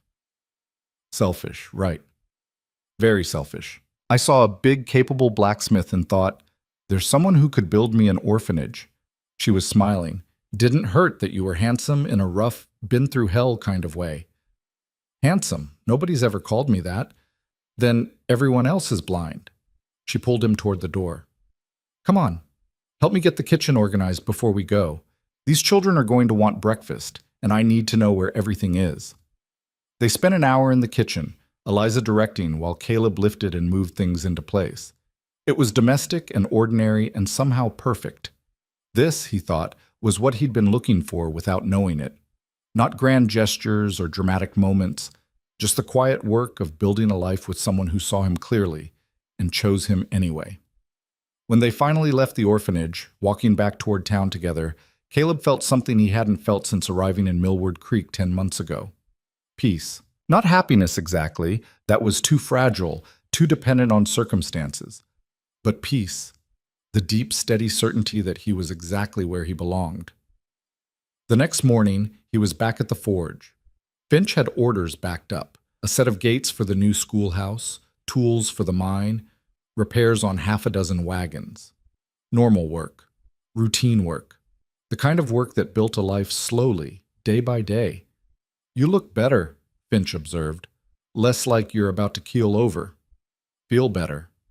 Good. Because I've got news. Finch pulled out a letter. Town council voted. They want to commission a new project, a proper town hall. They're asking if you'd be interested in leading the construction. Caleb stared at the letter. They want me to build a town hall. Paid work this time, not volunteer. They're allocating budget. Finch grinned. Seems you've got a reputation now. The man who builds things that last. A reputation. 10 months ago, he'd had a different reputation. The giant who got rejected, the fool who traveled across the country for nothing. Now he was the man who built things that lasted. The transformation felt unreal. But looking at the letter, at Finch's proud expression, at the forge where he worked every day, Caleb realized it was real. He'd changed the story. Not by becoming someone different, but by refusing to accept the story others tried to write for him. Tell them yes, Caleb said. But not until after the wedding. I'm not missing my own wedding because of a construction deadline. Finch laughed. Smart man. Eliza would kill you. She would. They worked through the morning, hammer and anvil, heat and metal. Familiar rhythm, satisfying in its simplicity. At lunch, Caleb walked to the orphanage to check on the heating system. The children were there, playing in the common room while Eliza supervised schoolwork. Mr. Vance! Emma ran over, grabbed his hand. Come see my room. I painted flowers on the wall like you showed me. He let himself be dragged upstairs, examined the surprisingly good flowers Emma had painted, praised her work properly. Samuel was in the next room reading. The boy looked up, nodded in greeting, went back to his book. Comfortable, easy. This was family now, loud, chaotic, sometimes overwhelming, but family. Downstairs, Eliza was reviewing addition problems with two of the younger children. She looked up when Caleb appeared, smiled, mouthed, "Thank you," for checking on things. He nodded and left, not wanting to interrupt the lesson. Walking back to the forge, he passed people who nodded in greeting. Mrs. Chen waved from her bakery. Mr. Patterson called out about needing a horseshoe repair. Even Charles Whitmore, who'd never quite warmed to Caleb, gave a respectful nod. Respect. That's what had changed. Not friendship necessarily, not even liking in all cases, but respect. The acknowledgement that he'd earned his place through work and persistence and refusing to quit. It was enough. Winter settled over Millward Creek with the kind of cold that made your teeth ache just breathing. December brought snow that piled 3 feet high in places, and the wind off the mountains cut through even the thickest coat. But inside the forge, the heat from the coals kept things bearable, and Caleb found himself grateful for work that warmed you from the inside out. The town hall commission was official now, paper signed, budget allocated. Construction wouldn't start until spring, but the planning phase had already begun. Caleb spent evenings sketching designs, consulting with Charles Whitmore and the council members about what they needed. It was strange, sitting in rooms with men who'd once looked at him like he was a problem to be solved, now treating him like an expert whose opinion mattered. We want something that makes a statement, Charles said during one meeting. Something that says Millward Creek is here to stay. Stone foundation, Caleb suggested. Wood frame, but stone at the base, gives it weight, permanence, and a bell tower, smaller than the orphanage one, but visible from anywhere in town. Can we afford that? If we source the stone locally and use volunteer labor for the foundation work, yes. Charles made notes. You've thought about this. It's what I do now, apparently. Think about buildings. The comment got a small smile from Charles, which was progress. They'd never be friends, too much history, too much difference in how they saw the world, but they could work together. That was something. Wedding planning took up whatever time Caleb had left. Eliza wanted simple, ceremony at the church, reception at the orphanage, nothing fancy. But simple still required decisions. When exactly in April? Who would officiate? What about food? Where would they live after? That last question was the hardest. Caleb's room at the boarding house was too small. The orphanage had space, but not privacy. They needed their own place. We could build, Eliza suggested one evening. They were sitting in the orphanage kitchen, going through donated supplies. A small house, nothing elaborate. With what money? I'm not taking a commission on the town hall work. It goes to the partnership with Finch. I have some savings left. Not much, but enough for materials if we do the labor ourselves. After I just spent 6 months building the orphanage, you want me to build another structure? I want us to have a home, our own space. She looked at him. Unless you'd rather wait? Caleb thought about it. The idea of building yet another structure made his back ache just thinking about it. But the idea of having a home, a real home, not a rented room or borrowed space, that was compelling. Where would we build? He asked.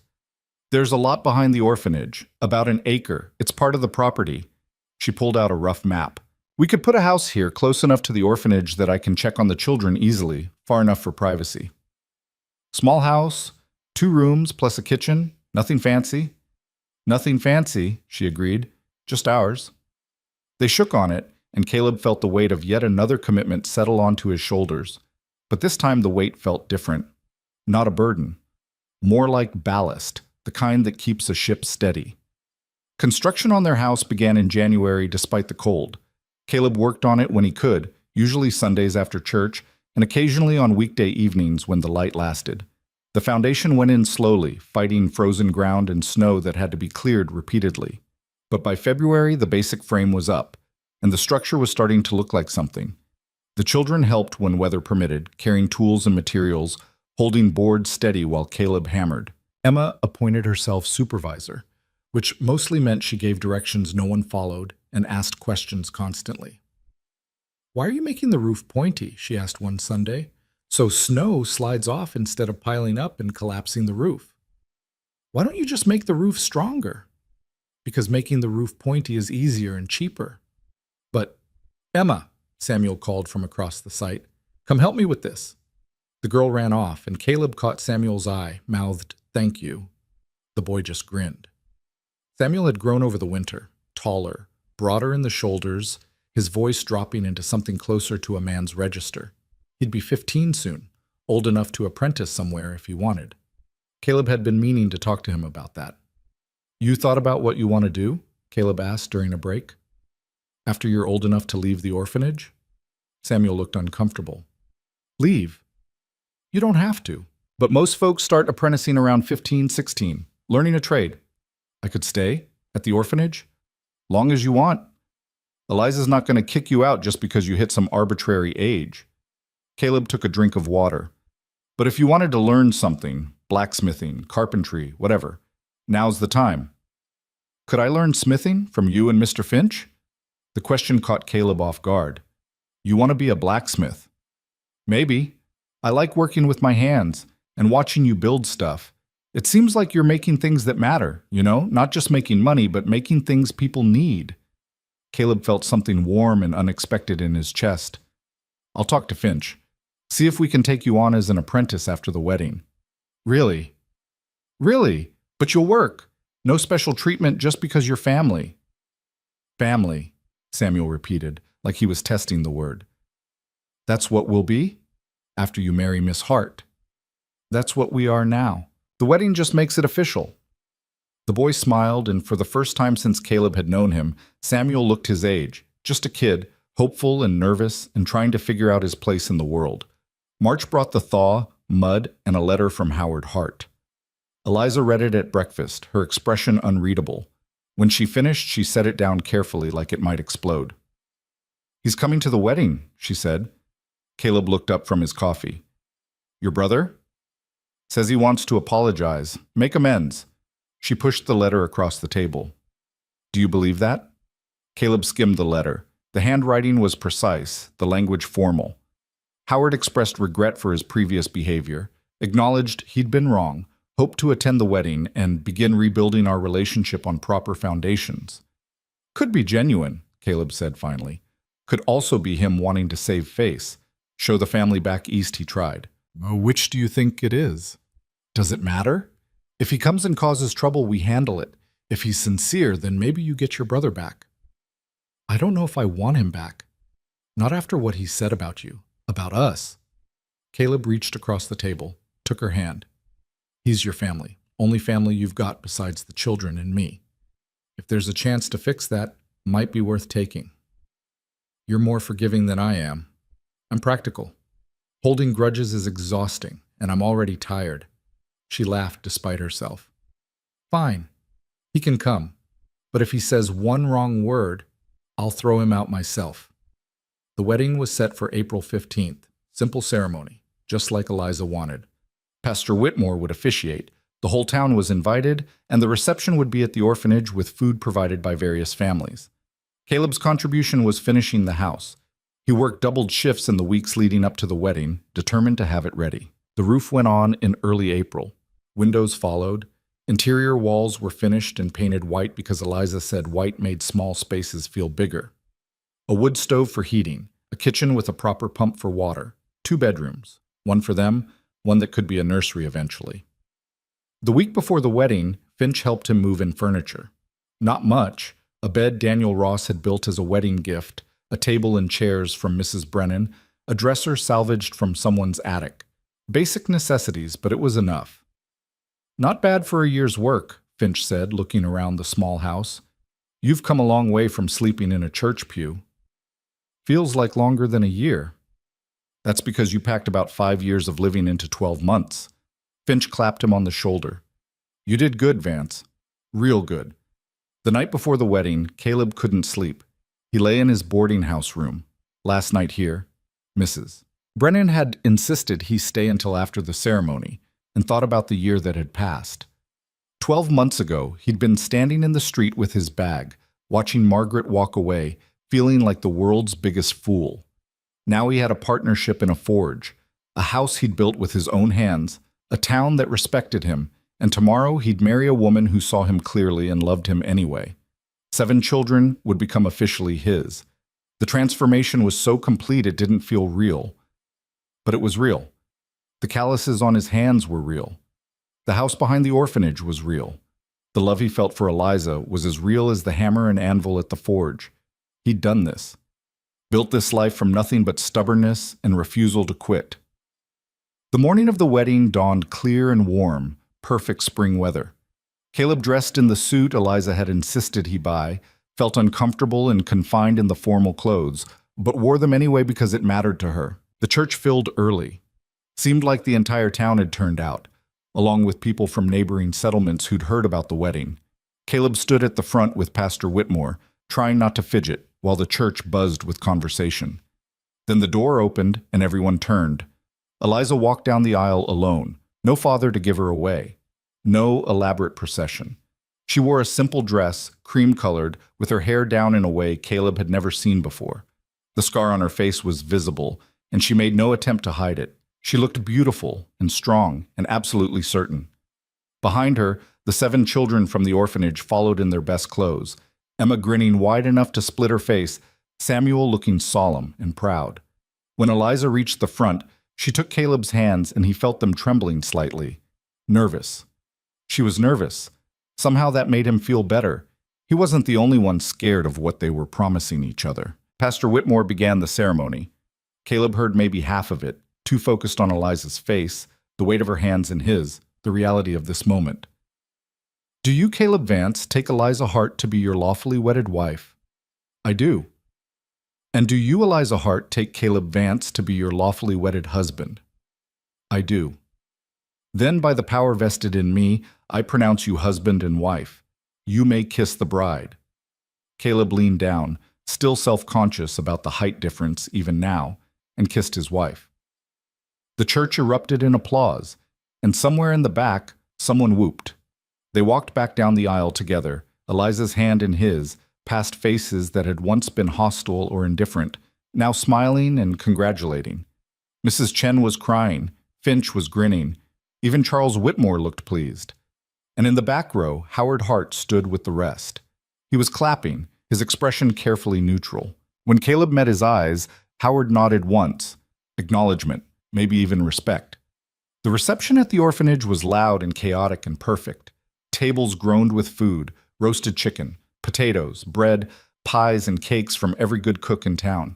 Someone had brought a fiddle, and music filled the common room. Children ran wild, adults talked and laughed, and for a few hours the new building was exactly what it was meant to be, a place full of life and joy. Howard approached Caleb while Eliza was distracted by well-wishers. Mr. Vance? Howard extended his hand. Congratulations. Caleb shook it, wary. Mr. Hart, I wanted to apologize for how I behaved last time, for the things I said. Howard looked uncomfortable but sincere. I was wrong about you, about what my sister needed. I see that now. What changed your mind? Your letters. At Caleb's confused expression, Howard explained. Eliza wrote me about the fire, the orphanage being rebuilt, how you led the construction, about this house you built, about the town hall commission. He glanced around the room, about how you became someone this community relies on.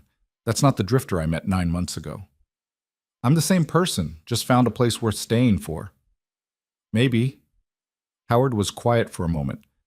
I was protecting her from the wrong thing. I thought I was saving her from making a mistake. But the real mistake would have been taking her away from the life she'd built. He met Caleb's eyes. Take care of her. Always. Howard nodded and moved away, and Caleb felt something release in his chest. Not forgiveness exactly.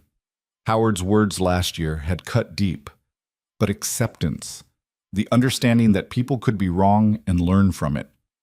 Eliza appeared at his elbow. What did Howard say? That he was wrong, that we should be happy. Miracles do happen. She looped her arm through his. Come on, Emma wants to make a speech, and if we don't let her, she'll explode. The speech was adorable and rambling, mostly Emma talking about how Mr. Vance was very tall, but also very nice, and how Miss Hart, Mrs. Vance now, was the best person in the world, and how they were all a family now, and wasn't that wonderful? She got a standing ovation, largely because she was 7 and earnest and impossible not to love. As evening approached and the celebration wound down, Caleb found himself outside on the orphanage porch with Finch and Daniel, watching the sun set behind the mountains. Hell of a year, Daniel said. Hell of a year, Caleb agreed. Got any regrets? Finch asked. About staying? About all of this? Caleb thought about it honestly.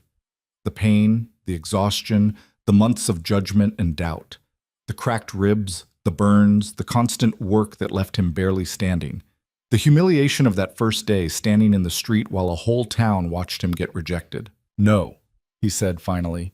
No regrets. Good. Finch pulled out a flask, took a drink, passed it to Caleb. Because I'm retiring next year. Forge is all yours if you want it. Caleb nearly choked on the whiskey. What? I'm 63. My back hurts, my hands shake, and I'm tired. Been thinking about it for a while. Finch took the flask back. You're ready, more than ready. You could run that forge in your sleep by now. But nothing. It's yours. We'll work out the details, but I'm out by next spring. Finch grinned. Besides, you'll need the income. Heard Eliza wants more children. We haven't even talked about that yet. You will, and when you do, you'll need a bigger house and more money and all the things families need. Finch stood, groaning as his knees popped. Point is, you've got a future here, a real one. Don't screw it up. After they left, Caleb sat alone on the porch, watching darkness settle over the town. Lights appeared in windows. The bell tower at the orphanage was silhouetted against the sky. The first thing he'd built here, proof that he could create something lasting.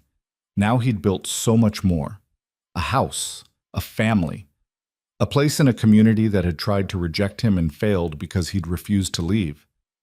There you are. Eliza came out, wrapped in a shawl against the evening chill. Hiding from your own wedding reception? Just thinking. About? About how different things are from a year ago, how different I am. She sat beside him, close enough that their shoulders touched. You're not that different. You're still stubborn and too willing to work yourself to death. Still too big for most doorways. Thanks. But you're also happier, more settled. She took his hand. You found what you were looking for, didn't you? Whatever it was that kept you drifting all those years. Caleb considered that. What had he been looking for? Acceptance, maybe.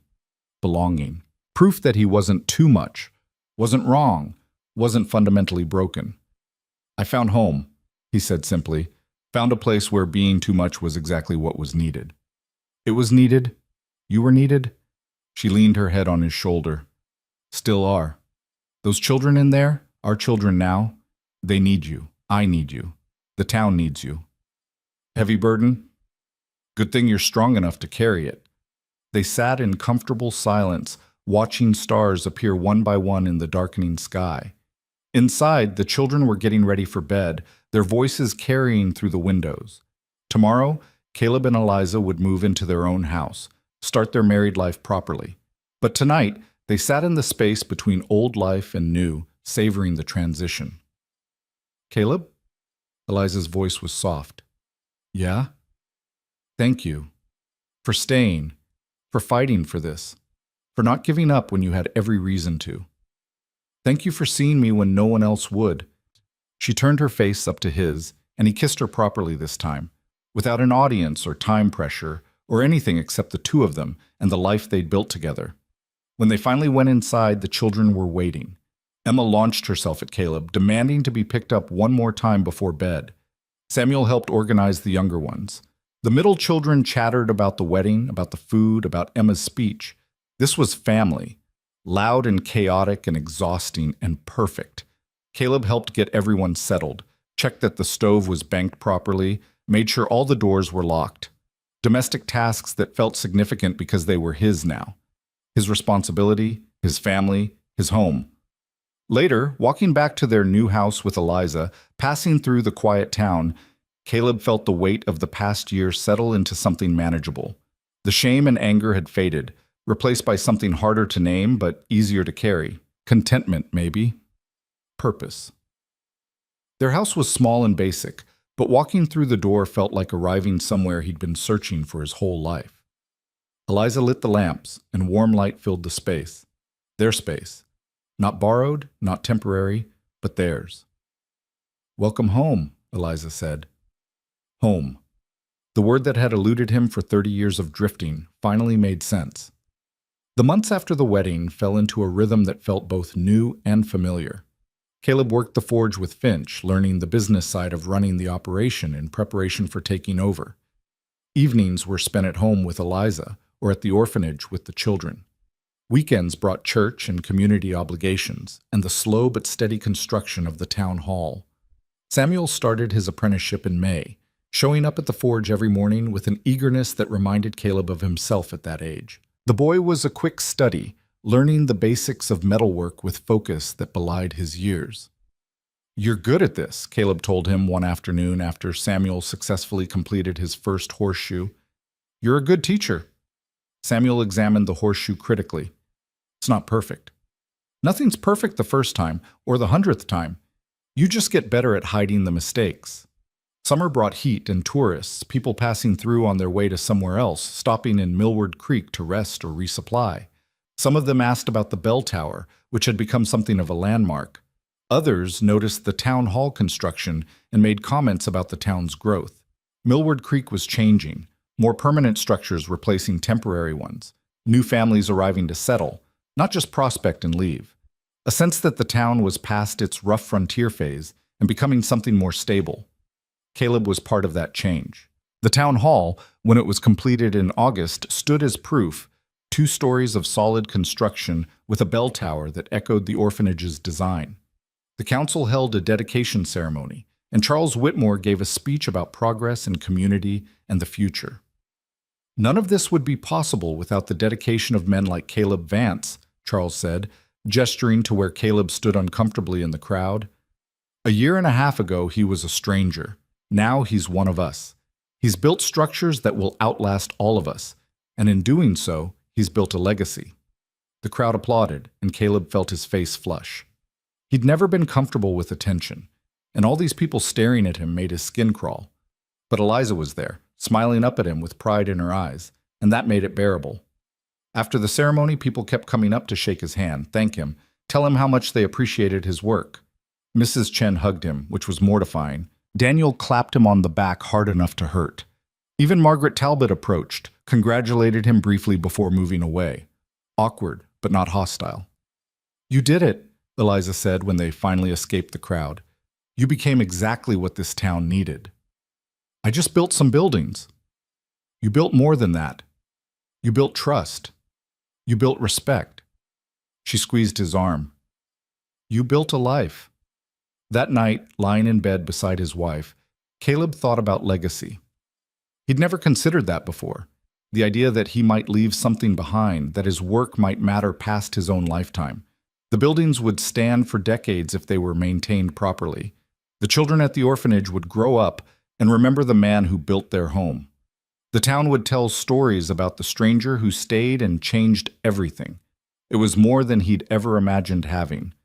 September brought news that made Eliza cry happy tears and made Caleb feel both excited and terrified. She was pregnant. "Are you sure?" he asked, watching her face for signs this was a joke. "Dr. Brennan confirmed it this morning. We're having a baby." "A baby. Our baby." "Yes, Caleb. That's generally how it works." She was smiling through tears. "Are you happy?" "I'm terrified." "Good. Me too." She took his hands. "But we'll figure it out, like we figured out everything else." The children were delighted when they found out, Emma most of all. She immediately claimed the baby as hers and started making plans for teaching it everything she knew. Samuel looked quietly pleased, like he was happy to not be the oldest anymore. The younger ones just seemed excited about the general chaos a baby would bring. Finch was less subtle. "About time. Took you long enough." "We've been married 5 months." "Exactly. I was starting to think you didn't know how it worked." Winter came again, the second one since Caleb had arrived in Millward Creek. This time, the cold didn't feel hostile. The forge kept him warm during work hours, and coming home to Eliza and their small house felt like sanctuary. They'd talk about the baby, names, where to put the cradle, how they'd manage with Eliza's orphanage duties, making plans for a future that felt real and solid. Eliza's pregnancy progressed without major complications. She kept working at the orphanage until January, when Dr. Brennan finally insisted she slow down. Caleb took over some of her duties, managing supplies, organizing schedules, making sure the heating system worked properly. The children adapted, helping more, complaining less. "You're good at this," Samuel told him one evening. They were reviewing the orphanage's accounts together, teaching Samuel basic bookkeeping. "Taking care of everyone. Just doing what needs doing." "No, it's more than that." Samuel looked at him seriously. "You make people feel safe, like everything's going to be okay even when it's hard." Caleb didn't know what to say to that. He'd never thought of himself as someone who made others feel safe. If anything, his size usually had the opposite effect. But looking at Samuel, this kid who'd been wary and suspicious 15 months ago, now relaxed and confident, maybe there was truth to it. "You make me feel safe too," Caleb said finally. "All of you. Knowing you're here, that we're family, it's the first time I've felt like I belonged somewhere." "Then we're even." The baby came in April, almost exactly a year after the wedding. Labor was long and difficult, and Caleb spent most of it pacing outside the bedroom door while Dr. Brennan and Mrs. Brennan attended to Eliza. The children waited at the orphanage, Samuel keeping them occupied, all of them anxious.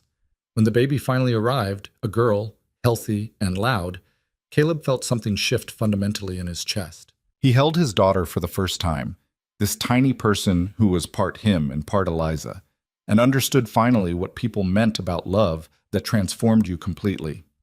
"She's perfect," Eliza said weakly from the bed. "She is." "What should we name her?" They'd discussed names for months without deciding. Now, looking at his daughter's face, Caleb knew. "Hope," he said. "We should name her Hope." Eliza smiled. "Hope Vance. I like that."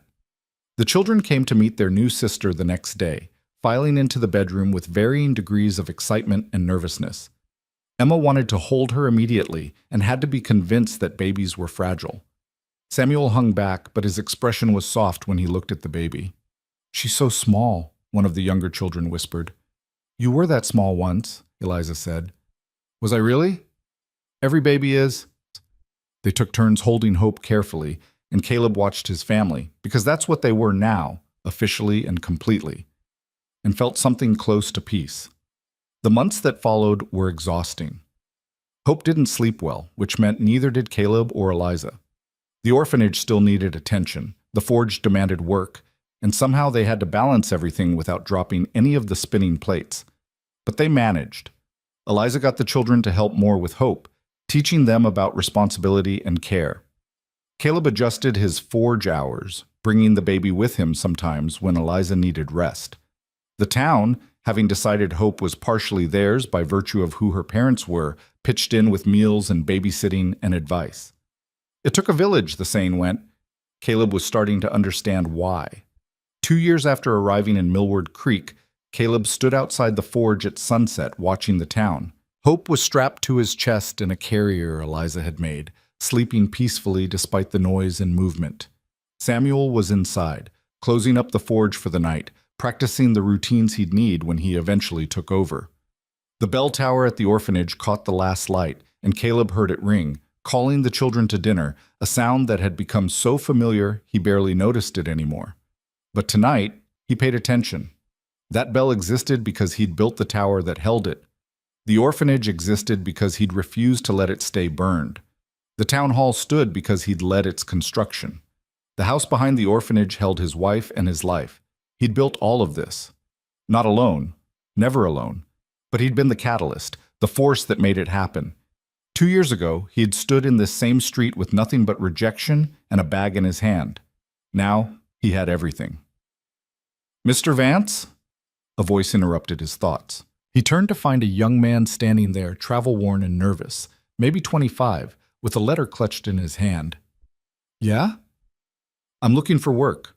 Someone back east said Millward Creek was a good town for people starting over, that you might know of opportunities."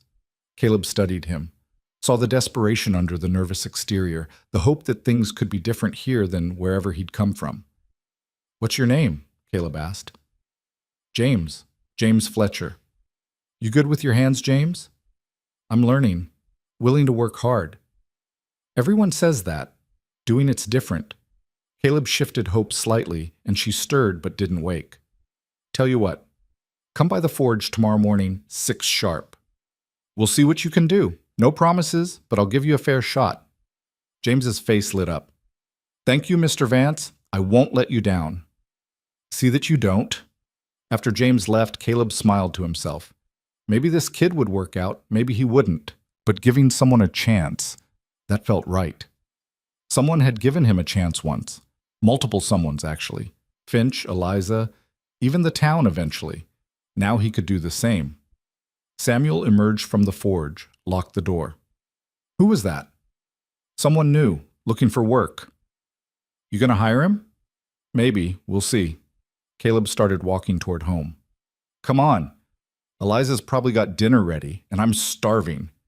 They walked through town together, Caleb, Samuel, and baby Hope, past the general store where Margaret had rejected him, past the church where he'd slept that first awful night, past the boarding house where he'd lived for months, past the saloon, the newspaper office, the schoolhouse.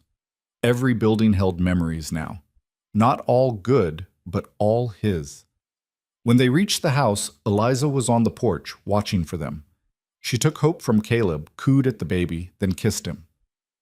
"Good day?" she asked. "Good enough. New guy showed up looking for work. You going to help him?" "Probably." "Soft heart," she teased. "Says the woman running an orphanage." "Fair point." She led them inside where the smell of stew filled the small house. "Samuel, can you set the table? And make sure the younger ones wash their hands before they come over." The boy nodded and headed to the orphanage to collect the children for dinner. It had become their routine, everyone eating together most nights, the house and orphanage functioning as one connected unit. The children arrived in their usual chaos, talking over each other about their day. Emma had learned a new song. One of the boys had seen a fox. The youngest had fallen and scraped her knee, but was very brave about it. Dinner was loud and messy and perfect. This was what Caleb had built. Not just structures, but a family. A life that sprawled beyond what he'd imagined possible. After dinner, after the children had gone back to the orphanage for bed, after Hope was asleep in her cradle, Caleb and Eliza sat on their porch. The night was warm for April, stars brilliant overhead. "Do you ever think about that first day?" Eliza asked, "when Margaret turned you away?" "Sometimes." "Do you regret it? Any of it?" Caleb thought about it honestly. The humiliation, the pain, the months of proving himself, the exhaustion and doubt and fear that he'd never be enough. "No," he said finally. If she'd said yes, I'd have married her and probably been miserable. Would have spent my life feeling too big for her small world. This... He gestured vaguely at everything, the house, the town, the life they'd built. This is better, worth every hard moment. Even being publicly rejected? Even that. Because it forced me to stay and fight instead of running, and fighting led to this. Eliza took his hand, laced their fingers together. I'm glad you stayed. Glad you fought. Me too. They sat in comfortable silence, and Caleb felt the weight of 2 years settle into something solid and permanent. He'd arrived in Millward Creek as a rejected stranger, too much for anyone to accept. He'd leave it, eventually, years from now, as someone who'd changed everything, who'd built structures that would outlast him and raised children who'd remember him and loved a woman who saw him clearly and chose him anyway. He'd expanded the world instead of shrinking to fit it, proved that being too much wasn't a flaw, but the reason he could build things others couldn't. The bell tower at the orphanage stood silhouetted against the night sky, and somewhere in the darkness, that bell would ring tomorrow morning, calling children to breakfast. A sound he'd made possible, a future he'd helped create. Caleb Vance had arrived in Millward Creek with nothing but a bag and broken pride. Now he had everything that mattered, and that made all the difference.